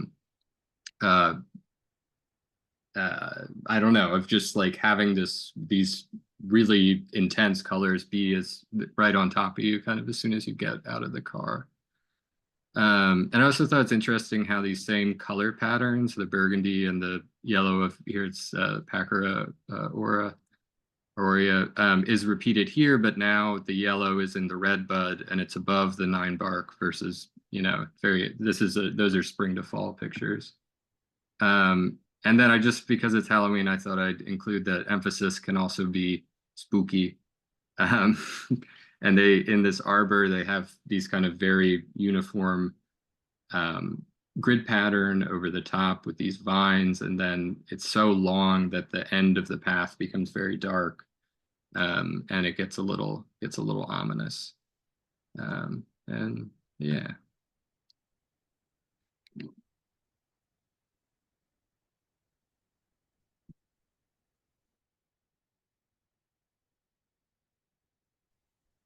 Sorry about that. Took me a second to find the mute button. My webcam is not working, but hopefully everybody can hear me okay. Okay, great. For my site visit, I happened to be on vacation in Maine and went to the Coastal Maine Botanical Gardens, which is considered mid-coast in Maine. It's really closer to the southern side. In Boothbay, Maine, and it was pretty remarkable for a late September visit all the way up in Maine. So I won't read sort of the details here about the garden, but it's absolutely massive. A good portion of it is woodland and is right on the coast, but there were two principles that I highlighted here in the next couple slides. And I know we've got a long evening and several groups to go, so I'll try to stick to the 2 minutes per slide here. Nate, if you don't mind going to the next one, thank you. So the first principle I was examining was emphasis, and I interpreted emphasis, I think, maybe a little differently, and hopefully that's okay here. I know in a traditional sense, we think about emphasis, we're speaking specifically about a focal point or something really being rather different in the landscape. And this example that I used was more so interpreting it as sort of a contrast. And so what this was, that this image is here, is there was a massive, should have put my shoes in there like Nate did, that was brilliant, to sort of show the scale of this massive boulder that was comprising this sort of pathway in between two separate gardens. And this narrow channel that you see here, this dark channel, was carrying a small stream of water from sort of the upper left-hand side down into a pond on the bottom right side. And what I just thought was so brilliant about emphasis is, first of all, that this is a negative. This channel in particular is really more of a negative sort of element, if you will, as we thought about form among the elements. And so the concept being that the emphasis here was being brought in so many different ways was what really struck me, is that we've got sort of positive space and negative space with the channel running through this massive boulder. We've got the concept of this very small channel running through a massive, mass, the shapes of it being sort of oblong versus linear, solid versus liquid, and of course this concept of something immovable like rock really being bisected by something completely fluid and movement. And so in that way, I was thinking about emphasis, maybe using a little artistic license here, but thinking about emphasis in a slightly different way. And we can go to the next one. So my second example here was unity, and I think so many of us have used color as an example of that. And this was a water garden, the Slater Forest water garden, which was in the middle of the woodland forest, which you saw on my intro slide. This garden is 300 acres, the majority of which is woodland. So to come upon this in the woods was really kind of magical. It's a beautiful pond. In this scene, you can probably see some little dots of yellow there in the vegetation that's coming up out of the pond. Those actually aren't flowers. It's probably hard to see in the imagery. It's just because it's late September in Maine, and some of these leaves have yellowed. So if you almost envision those being more in the green palette, what was really striking about this scene was the unity of color. So you've got the woodland garden behind you, which of course is foliage of all kind of a middle green color. You've got these, this vegetation, these plants coming up out of the pond in kind of this middle green color. And then what may look like algae on the top of the pond actually wasn't. And I'm far from a horticulturalist. I'm a total novice in these courses. And I should have shown a zoomed up view, but the green on the surface of this pond were these absolutely incredible sort of micro foliage. It was some sort of a plant that was just covering the entire surface of this pond. And so it was really a very striking scene that was obviously intended to be very peaceful and zen. Duckweed, I'm gonna have to look that up. But all in this very uniform color, and not even a whole lot of variation in the shade of green that we were seeing, which I just thought, if you're gonna do a scene to sort of deliberately create a sense of harmony and zen and serenity and peacefulness, green is definitely the color to do it in. So that was my example of unity by color. Right. I went to the Asa Gray Garden, which is located inside the Mount Auburn Cemetery in Cambridge, Massachusetts. Not necessarily a place people think to go to, but for a garden tour, but the Mount Auburn Cemetery is really an arboretum, first and foremost. The way it was designed, it was pretty amazing. It's about 170 acres and it's amazing. Most of it's fairly free flowing. This space in and of itself is a great focal point for visitors as they enter into the garden. And you can see a lot of the pairings that Asa Gray worked on, looking at species found here in the Eastern United States, and then their counterparts known from East Asia. So a lot of contrast right there from the get-go. Tons of variety in this garden. Two of the main plant types that you find in this garden are the grasses and the evergreens, and that variety jumps out immediately. Within the evergreen family, you see the amount of different colors.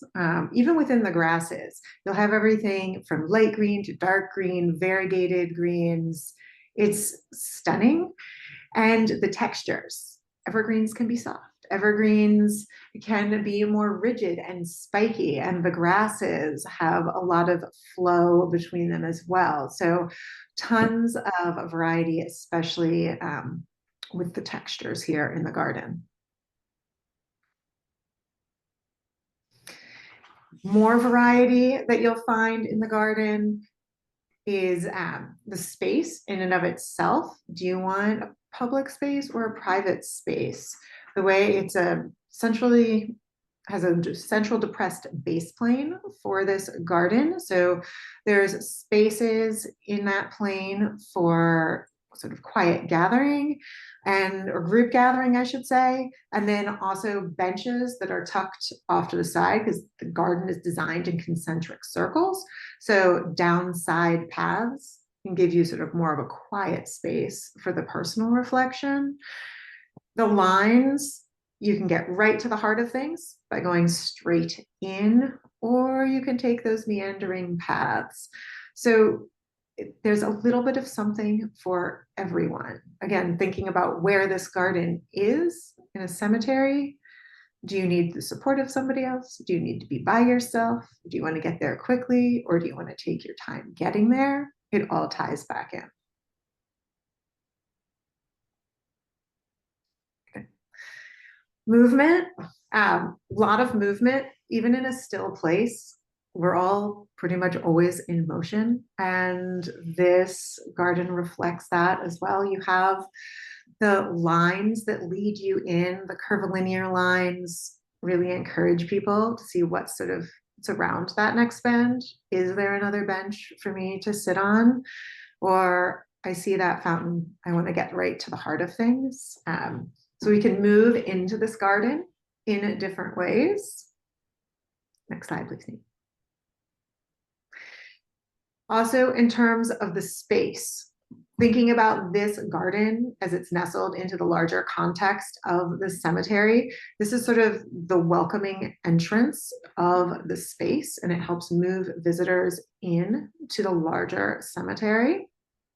And also gives you, like, you're moving into this space and you could be there to be visiting or to be celebrating somebody who is moving on to another world. And the benches are there to give you that pause in the motion and give you a place to stop and reflect on things.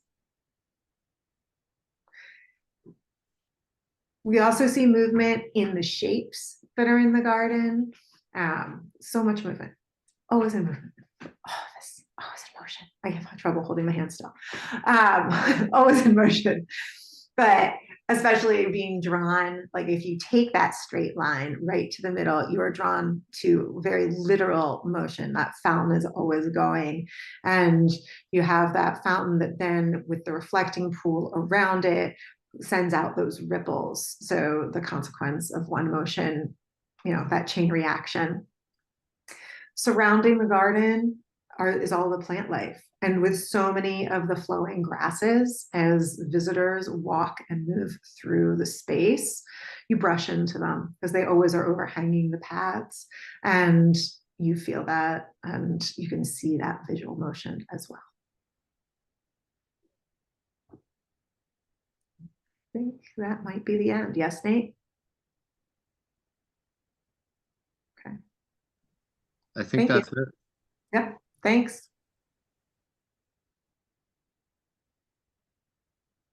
Great, thank you so much.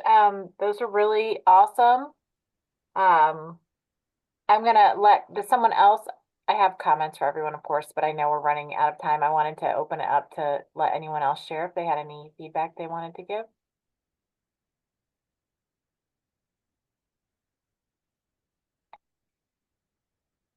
Well, I love that Stoneleigh, and I mean, so many of these gardens. I have been to Hillwood and to Morris, but I hadn't been to the other three, and they were all delightful.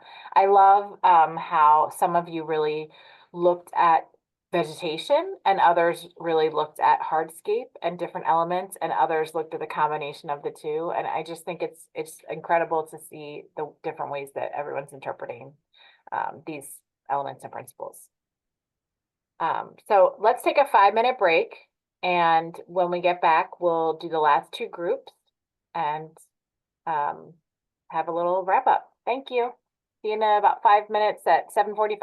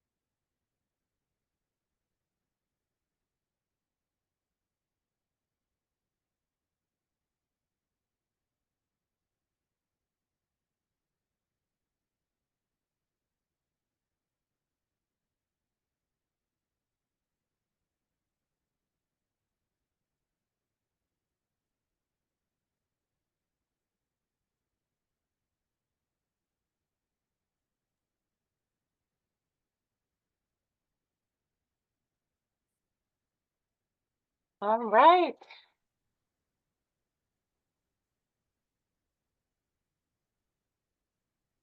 We're back.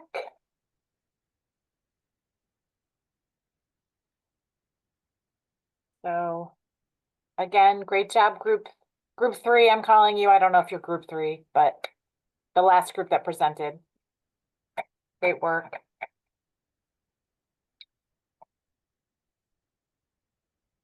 Who is up next?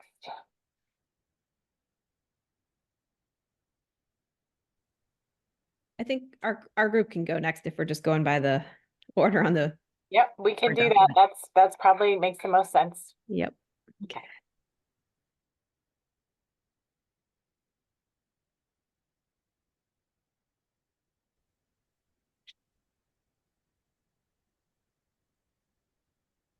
Let me know when you can see it, our presentation. Good to go. Thank you. Okay.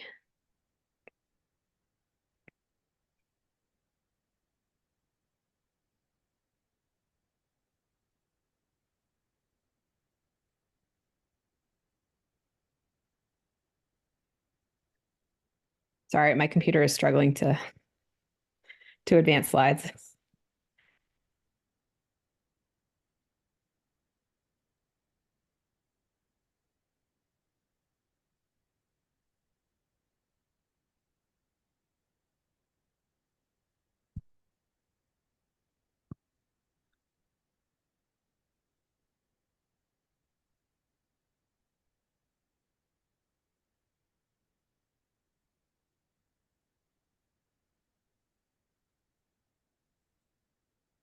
Can you still see that okay? Yes, looks good. Okay, great. Great. Thanks, Juliana. Good evening, everyone. I'm Claude Williamson. So the garden that I visited was Mary Vessel's Park, and that's located in downtown Lewis, Delaware. Lewis, Delaware has a number of wonderful, beautiful parks. If no one's been there, please do. This park is a small park. It's probably around 40 by 25 feet.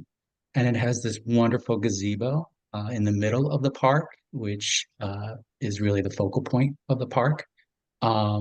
It's primarily used as a resting spot for visitors and residents of the town. And I think it's beautifully landscaped, actually throughout the whole year with lots of color and texture.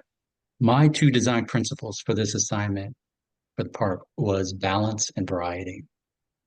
So for balance, I think lines play an important role in this. And as an example, the use of straight lines along the pathway to the gazebo creates these edges that allow for symmetry to occur. This symmetry of bushes and shrubs and flowering plants are well balanced and pleasing to the eye. And it creates this more formal organization to the park. The strong horizontal lines of the plantings balance out the vertical lines of the gazebo and the larger trees. For color, there's reds, oranges, pink, and purple flowers that are planted in groupings, and those groupings are evenly distributed throughout the park. This distribution of color from the flowers is well balanced to the eye, and it creates this real cohesive environment. And for space, the distances between the planting areas and pathways are rather similar throughout the whole park. And this balanced approach among the spaces helps one understand the structure of the park better. Next slide, please.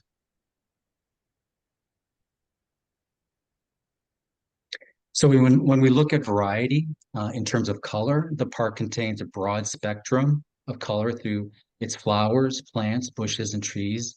And even among those different types of vegetation, there's a variety of different types of flowers and plants. The landscape is also full of texture. Many of the plants and the bushes have a variety of different textures, such as spiky, soft, and smooth. Other features of the park, like the gazebo, the hardscape, the benches, also contain their own specific materials and textures, which add even more variety, contrast, and depth to the park. And assessing the variety of shapes, the park includes multiple shapes of circles, ovals, triangles, and rectangles through many of its trees, bushes, and plants. And this variety of shapes add a lot of visual appeal and a lot of complexity to the park. That concludes my presentation.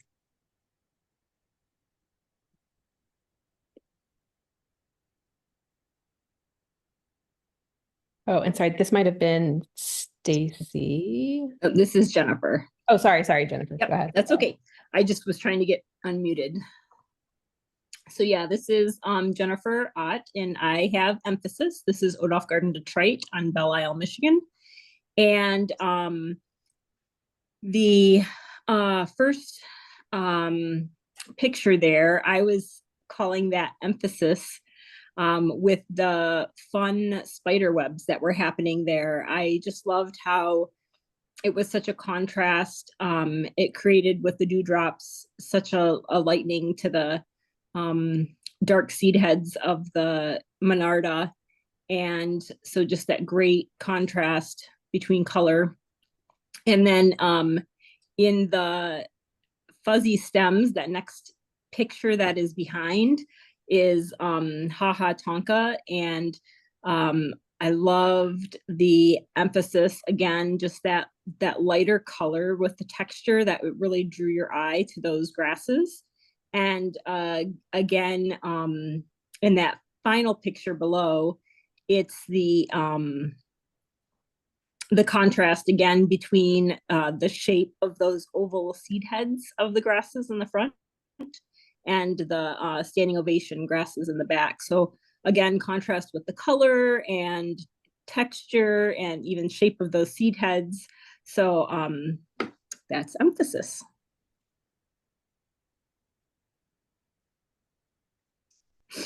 So I took a look at Proportion, and this is just a public park in Maryland, not a wonderful special garden. But you can't exactly tell from this, but that fountain that's straight ahead is probably, it's at least 25 feet tall, I would say. And so that same fountain in my backyard, which is only, 100 feet by 30 feet, would look completely ridiculous. But here in this setting, a huge open public plaza with a very large Frank Gehry designed building behind it. It relates in scale. It sort of goes with the overall scale.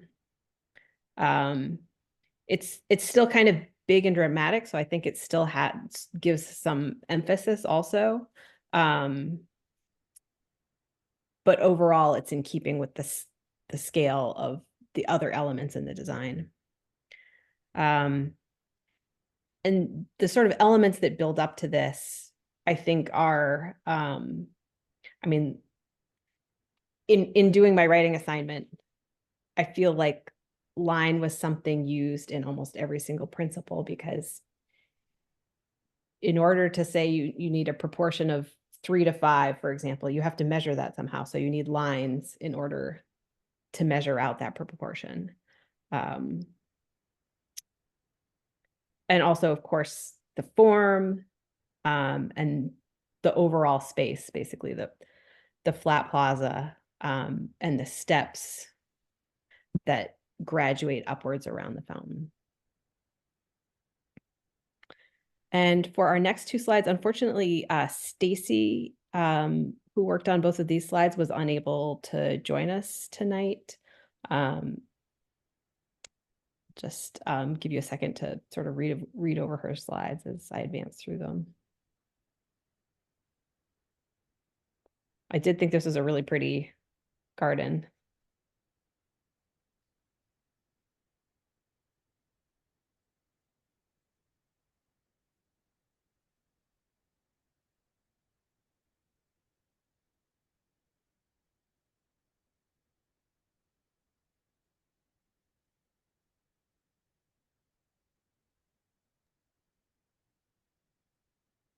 Okay, so that's me. I'm Carol, and I spent my time at Chanticleer Garden in Wayne, PA. It was my first time ever being there, and I did visit it in the pouring rain, which if none of you have been to a garden in the rain, I highly recommend it. It was quite magical. It gave a completely different feel than on a beautiful sunny day. So I do need to go back on a different weathered day to experience the garden then. But I had, so I just want to encourage you to do that one day. So I had rhythm, and the two elements that I thought really spoke to that in the pictures that I've used were line and then shape and form. So I'll speak to line first. The lines that were used, obviously, it also kind of speaks to repetition and pattern by repeating the birch, created a line which set a motion toward and movement in a direction that the viewer, the participant should go. Also done on the one on the picture on the right with the willows, I think they are. They also set a rhythm, not just repeating color and stem pattern, but giving a direction there. The structural pieces that are in the top left picture, those are just steel frames that vines would grow up, and I kind of compared it to the limb structure in the woodland area that walked through. It was an Asian area of the garden. And I just thought the architecture of the limbs was just so beautiful. And it gave a very musical cadence. It almost, all of these pictures I felt were very musical. It almost looked like written music, and I can see the notes throughout. It just and I would imagine on a windy day, the sounds that were cast as the wind blows through the leaves would also set a rhythm to it.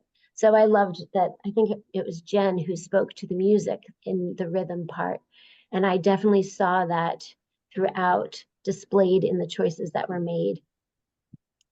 If you can go to the next one. I also had unity, and I chose these two pictures specifically because I thought color, texture, and value really showed the unity of the space. This is one space, and it was so striking, especially on a rainy day. The colors, they're very muted, they're somewhat monochromatic, but not really, more just playing off of the yellows, pinks, and greens in the color wheel. They really just set a tone, a mood that was atmospheric. It was just the contrast between the woodland hedge that was so dark and green, but deeply textured, and also had a varying colors of green. But and then the contrast of the foreground being so bright in the chartreuse and pinks and subtle greens. And then to play off the blossoms, the dried blossom heads of the hydrangea, it just all came together so beautifully, and really allowed your eye to see deeper the colors set, and then also the texture that was before you. It was so tactile, like you just wanted to go and put your hands in the sedge because it was just like a Muppet head. They were just really beautiful. And then it also speaks to value. The value set in the shadows of the underlying of the sedge, the undergrowth of the woodland area off in the distance, and then in contrast to the lighter trees, just really brought together the unity of this space. And that was really throughout all of Chanticleer. They had areas that really spoke to certain color palettes or a texture or a scale that really emphasized a theme of the area that you were within. So that was my area. So thank you.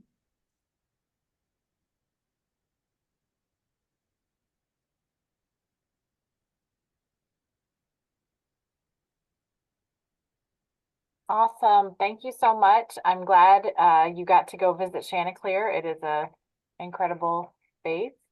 But I love all these gardens. I'm sorry Stacy could not join us, but she did have some great comments on the Stoneleigh Gardens. I appreciate it. She is focused really in on the bog garden there, so I think that she did a nice job talking about movement and pattern and repetition.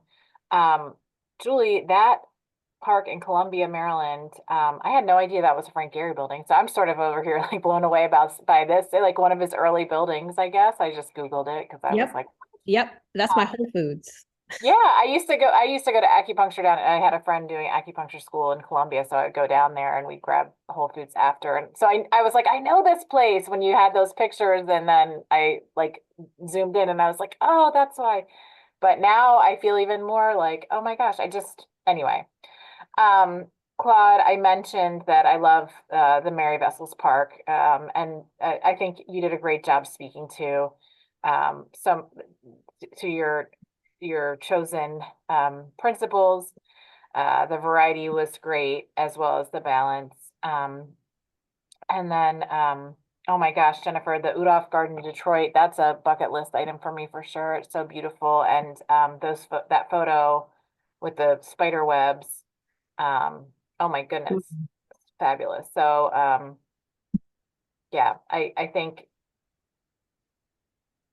he has a way, doesn't he, of like really getting at like the thing that's going to capture your attention about each plant. You don't ever notice it, but I don't know. Did you take that photo yourself? Yeah. And that's the thing that was just like Nate mentioned it also in emphasis, is that it just changes season to season. Yeah. And experience to experience. Yeah. And even like a few minutes to a few minutes, depending on how light's hitting it and thinking about value. So yeah. Absolutely. Yeah. But that was a very, very cool shot. And so great job. And we have one more group to go tonight. Last but not least, I have Kelsey, Lillian, Dory, and Steve, who's going to share their screen. Lillian, yay. Okay, that's me. Okay, I went to Swarthmore College, and for those of you that don't know, it's about 11 miles southwest of Philadelphia and 20 miles east of Longwood Gardens. So it's a liberal arts college, has about 1,600 students. What I did know, what I found out with this little trip, was that it has 400 diversified horticultural acres throughout the college, with about 23 designated collections. What's extraordinary is you walk through any part of the college, there are gardens everywhere. And when you think about being a student, you think about mental health, grades, dating, God knows what else. There's trees and horticulture everywhere. So it's a fabulous environment to go to university. I was responsible for the principal variety. So the diverse and textured plantings along the perimeter of these academic buildings, you can see it behind the slide. It's gray stone everywhere. So the building with the stone facade, this creates a really visual interest and a seamless transition between lots of different buildings by using the variety of plants.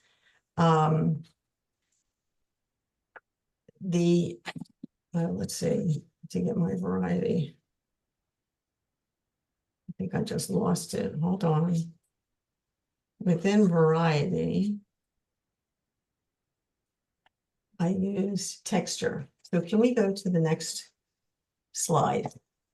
So you can see here is the Japanese firegrass, edging in the Liriope, Muscari, and it demonstrates this tactile quality within the setting, providing interest and contrast for the size and the shape and the arrangement of portion of these plants. That's why I did close-ups, so you could see the distinguishing features amongst the textures. And I will say the diversity is really crucial because I just came back from Alaska, and the Sitka trees a lot of them are diseased with beetles because there's no diversity up there.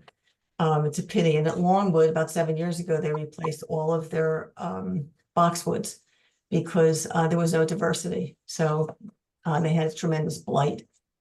Anyway, it's really phenomenal that they do this, that they have this incredible texture. Okay, you can go to the next one. This is the Clothier Cloisters Garden, and this grouping of shrubs provides a wide range of texture. 3 examples are right in this small area. There's oversized cone-shaped blooms of the Hydrangea quercusfolia, the oak leaf. I don't know if you can see that, the oak leaf hydrangea. And then there's the tactile foliage of the taro leaf, which a lot of people call the elephant's ear. And then you've got those, I don't know if you can see the little red, they're velvety tubular flowers on the Turk's cap in the front of the picture. So that's it for the texture. Okay. Now we'll go to the next slide. And we're going to do pattern and repetition is the principle, and the patterns created by the amphitheater and the McGill walk that I'm going to show you pictures of each create the boundaries, leading the eye to specific focal points. And their repetitive arrangements grouped as redundant elements, building excitement and momentum. So the curvilineal with this one, the amphitheater is formed entirely of natural materials, such as the swamp white oak, which is everywhere there, and the tulip poplar, which provide the ceiling interspersed throughout this outdoor amphitheater. You can do the next one. Next one. Okay, and this one is the McGill Walk. And this is, you can see the line that's leading directly to the administration building. And it also leads, this path actually leads from Swarthmore College to the town of Swarthmore. And the rows of swamp oak. And I don't see the flower beds here, but there are flower beds along the way. So anyway, and then the last picture are the pathways that when you're just walking along, you see the circuitous pathway leading to other gardens over here. And the rose garden is to the left of us. And then the other one, they're just building, a walkway, demonstrating the movement also. So that's it for the lines. I think that's what I have below that. Thought I was done. Can you go to the next one? That's not mine. Okay. Excellent. Thank you, Dory. The next slides are for Kelsey, and unfortunately, she's not able to join us this evening. I can run through her slides. And she visited the rail park, which visually emphasizes its place in an urban setting. It's more the historical industrial Powell Hill neighborhood. They used an abandoned train station, train rail as the platform, and it becomes part of the pre-existing geographic footprint of Philadelphia.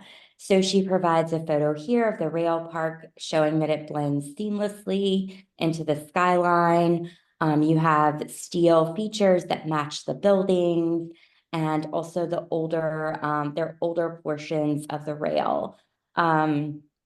She mentions the vegetation on the rail that joins with the patchwork of trees and other plants outside of the park. And she also provided a drawing as well. While the emphasis of the rail park doesn't result in features that maybe are particularly attention grabbing, it does present the industrial and urban themes, strongly matching it with the surrounding landscape. And she also focused on emphasis through color and value, looking at the rusted and patinaed steel and gray tones, not only in rails and fencing, but also with the hardscape, such as the boardwalk, the gravel, some of the seating features. It just emphasizes that industrial theme of the rail park. There are also some of the architectural features show the colors that are repetitive. They lead your eye and the foot traffic through the space. She mentions and provides some photographs of just the biodiverse selection of shrubs and trees and perennials that reflect and retract light at different times throughout the day, creating a gradient of contrasting light and shadows. The plantings flank the pedestrian walkways in the space and form a tunnel which leads the visitors from one end of the park to the next. Kelsey also focused on proportion. So visitors, can enter the rail park 2 different ways. So there's one entrance that can be accessed on Callow Hill Street by climbing the stairs from the street level up 1 story to the rail. And then from there, the rail tapers downward, reaching street level again and outletting onto Noble Street. So with this orientation of the park, the viewer's perspectives outward can see the streets from a bird's eye view or a panorama of the surrounding Callow Hill area. So she focuses on specific elements within the park, like the large steel wings, a plant selection that has considerable variation in size, and boardwalk beaches also play with a sense of proportion. And she included a drawing as well. And she also looked at proportion through color and value. So you have large rust-colored patinaed steel swings that give the feeling of an aged, large-scale building or some other sort of monumental architecture. And instead, they're used for play and relaxation. So a juxtaposition between the use of the item and then how it's portrayed. She has a couple of other slides, just maintaining the gray of the industrial color of a rail line reinforces the fact that the rail park is an old rail line. Walking on it by foot and outdoors gives a different experience of space and time in contrast to riding on the train. And then she also focuses on the variation and scale of the plantings. It results in different values of shade and sunlight permeating through some of the trees and shrubs. Sumacs, oaks, and sycamores contribute the most to the shade. And then for my principles of design, I focused on balance. So this is Mount Vernon in Alexandria, Virginia, and specifically it's the upper garden at Mount Vernon. It exhibits beautiful balance. You have a line of the gravel path that is flanked by low boxwood hedging that leads your eye to the greenhouse. The gravel path sort of serves as that central access. You have beautiful symmetrical balance, equally distributed plantings on either side of that central axis. There's equal visual weight. And the symmetrical balance gives the garden a feeling of formality, but yet it's also not overwhelming. So with balance, the symmetrical balance emphasizes the focal point of the garden, which is the greenhouse at the end of the gravel path. The plantings use both horizontal and vertical line to draw your eye. So you have the vertical lines of the actual structure of the greenhouse, but also you have the palm trees close to the greenhouse. There are also some trees that are in planters to give you that vertical line. And then in the top picture in the foreground, you do have a couple of shrubs that are limbed up. So it does give you a vertical line, and that is juxtaposed with the horizontal line of the low boxwood hedging. The symmetrical bones and balance in the garden create a sense of order and unity that's pleasing to the eye. It allows the visitor to feel very comfortable moving through the garden space. And then balance continues on either side of that main entrance to the greenhouse. There are also 2 wings, and in front of each wing is a parterre garden with clipped boxwood hedging into fleur-de-lis shapes. And along the walls of each wing are espalier trees. So again, you're continuing as you look to the right and the left of that main greenhouse entrance, you're continuing with horizontal and vertical line, which is giving balance. So you have the vertical line of the espalier trees. It also softens the brick facade of the wings of the greenhouses. And then you have these shapes that, use sort of that horizontal line to lead your eye to the espalier trees. And I also focused on movement. So movement throughout the upper garden. So the upper garden at Mount Vernon exhibits movement in different ways. So first there's the physical movement through the space. So as you're walking through the garden, and I showed in the prior slides of the very sort of more formal entrance with a straight line headed for a purpose, which is to go to the greenhouse. And then off of those sort of formal lines, there are also these curved paths. And there's still sort of the horizontal line as well as you move through the space of the low clipped boxwood hedging, but also you have curved paths. And so that lets the viewer, the visitor slow down and take in their surroundings. It's a little less purposeful than heading straight to the greenhouse. And so the visitor really can take their time and move through the different garden rooms. Also, it does, by having a curved line and it not being straight, you don't know what's ahead of you. So it does create a sense of mystery as you're moving through the space and a sense of excitement. So you can move through, you don't know what's next, but you're also taking your time along these curved paths just to see what the plantings are and sort of what's next around the corner. And then I also focused on movement with forms. So the three-dimensional forms of the boxwood hedging that has been clipped into, it's a parterre garden clipped into shapes that look like fleur-de-lis. So you can see movement with the hedging. And it's, you know, more formal, but also very fun as well to see the different shapes, and there's movement. You have this brick structure, which is very solid and unmoving, and to juxtapose the movement of the low boxwood hedging, I thought was really effective.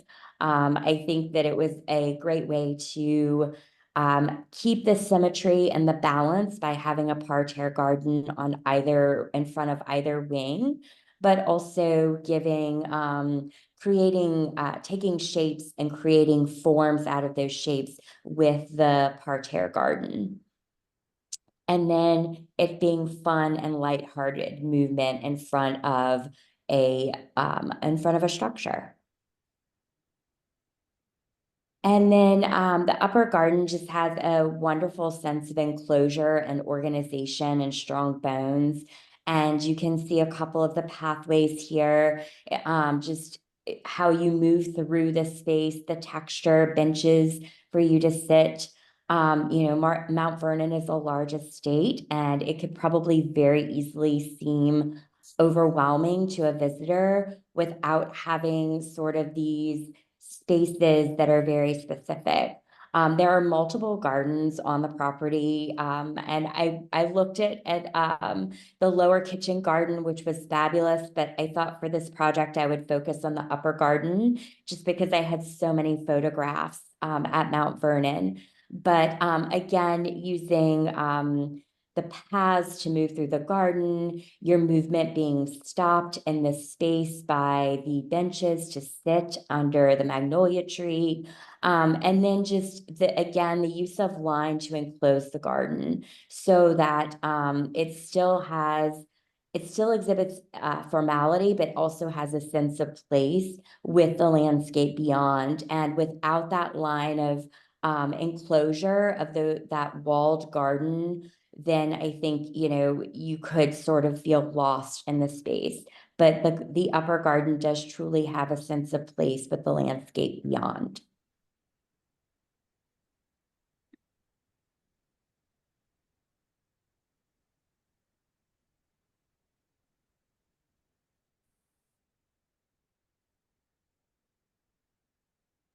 And Steve, you're up next.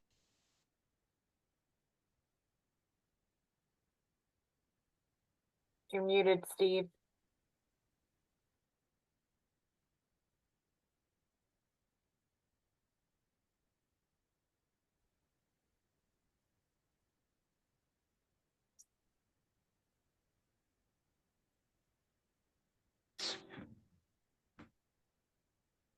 Right. So I also did the Scott Arboretum, same as Dory. It's a place in my backyard that I've been wanting to go to. It's a really beautiful free garden. I wanted to start you guys off with this Frank Lloyd Wright quote. I thought it was kind of fitting. Art is a discovery and development of elementary principles into beautiful forms suitable for human use. These are just some images I captured. So I'm going to talk a little bit about unity and rhythm through shapes and textures. I spent most of my focus at the Susan Cunningham building. It's what's going to welcome you when you get there. A little history about it. Susan Cunningham was the first professor of astronomy at Swarthmore. And this is where she lived. So these like domes, the shape of that dome, it's actually an observatory that was functional until the 70s. So I think that, Swarthmore really wanted to preserve the historicity of this building. So you'll see like around the landscape, there's just a lot of celebration of those circles. You'll see that brick paver, really obviously in the center there, and the pond, as well as like you'll just see circles, repeating throughout the landscape. In this place in particular, I thought it was really cool how that retaining wall that leads up to the main entrance, that same circle serves as motion forward and back.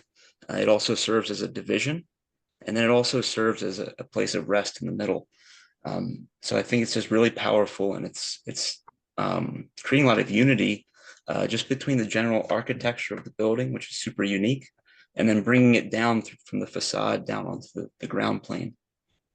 I know Jen and some of you guys talked about the music, and I was thinking about that too. If you think about rhythms and music, it's essentially just textures and layers divided in time, with a steady beat to create that unified composition. And in landscapes, I think it's quite similar. I feel like any good landscape has to have some level of repetition to give it that unity, but it's, what we fill that repetition with kind of is the rhythm, whether it's color or texture or, all the other things we've been talking about, and that gives each one that kind of unique flavor. This place I thought did shapes and textures really well. Just the materials they chose on the buildings, it's really organic, but I like how they painted things and they put those rectangular trim pieces in to pick up on the flagstones. It was really thoughtful. So just to kind of elaborate on that, looking at that observatory dome, you have the round sawn cedar shingles, which gives you the circular shapes. It also kind of just blends in with the natural landscape around it. And then that metallic finish, it really emphasizes the texture. I think the dome just kind of, it just blends in with the canopy of the trees. This is the Worcester Center. So they do a lot of training activities and things like that here. There's also a greenhouse. And this place I thought demonstrated texture very well. Just looking at that mosaic, how the color really blends in with those plants, and the tile and the smoothness of the plant really go together. But then you have these like rough, subdued colors, in the cedar wood. And again, it's just on repeat throughout the whole place. And then the floating mums, I thought that was just a really neat thing. I've personally never seen that. It looks very still, but at the same time, it implies motion and sound, if you were to touch it, so I just thought it was very effective. So thanks for holding out. And I know it's been a late night, but that's all I have.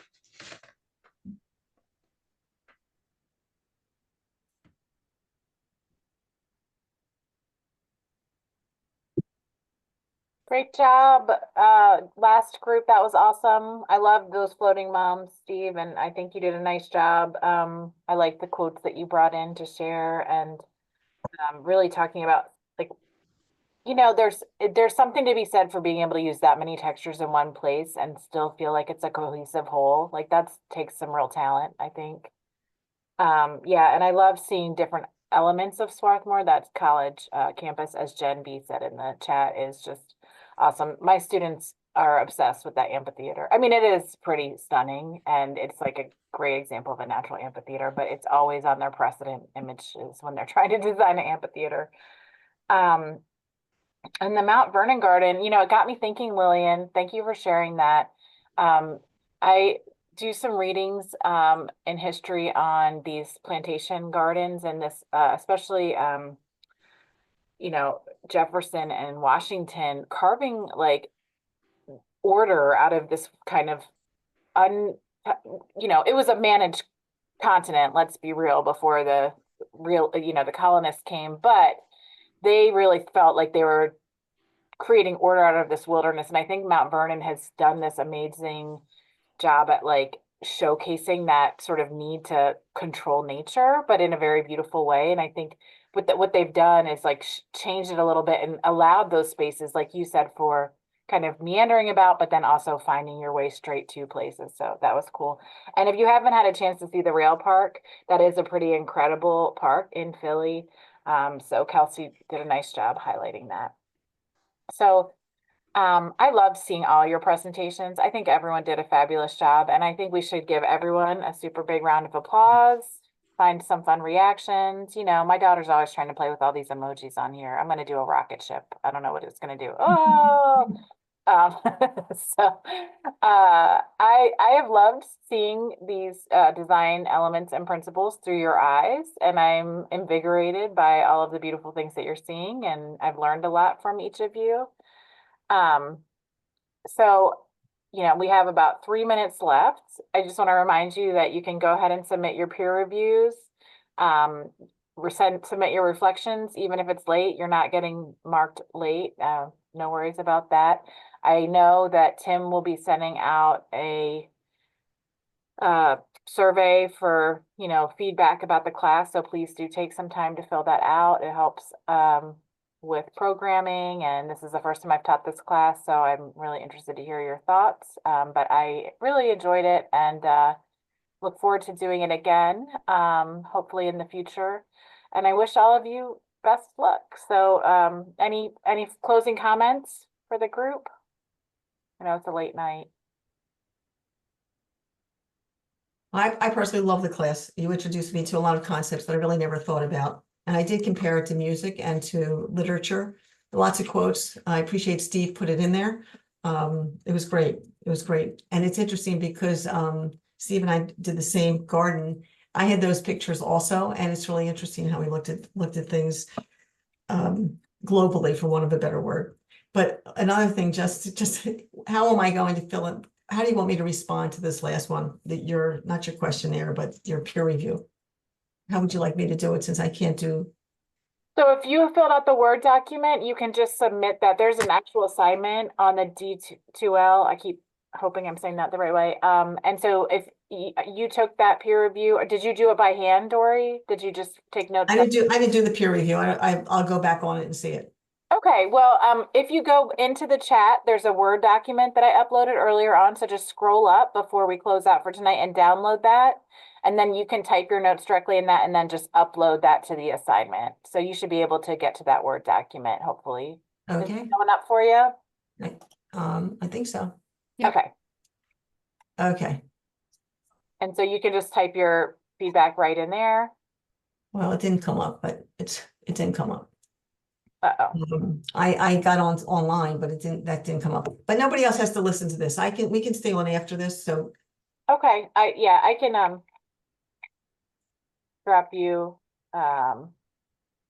drop it back in as well and make sure you get that, or email it to you, Dory, as well. Email would be better. Okay. Thank you. Yep, I will do that. Oh, it would have been nice if it was in person. Yeah, I can see that. I think that's how they used to teach it. Yeah, probably would have gone all evening. We would have to start about 5 o'clock. Well, I think it probably would have been one long day, like an 8-hour day. We all would have been very tired and a very different experience. But yeah. Thanks, Anna. I thought the class was great. Yeah, it was very nice. Eileen. Thank you. Everyone have a great fall, and best of luck with everything. Thank you. All Thank right, you. thanks. Thank you. Good night, guys. Thanks, Anna. Good night.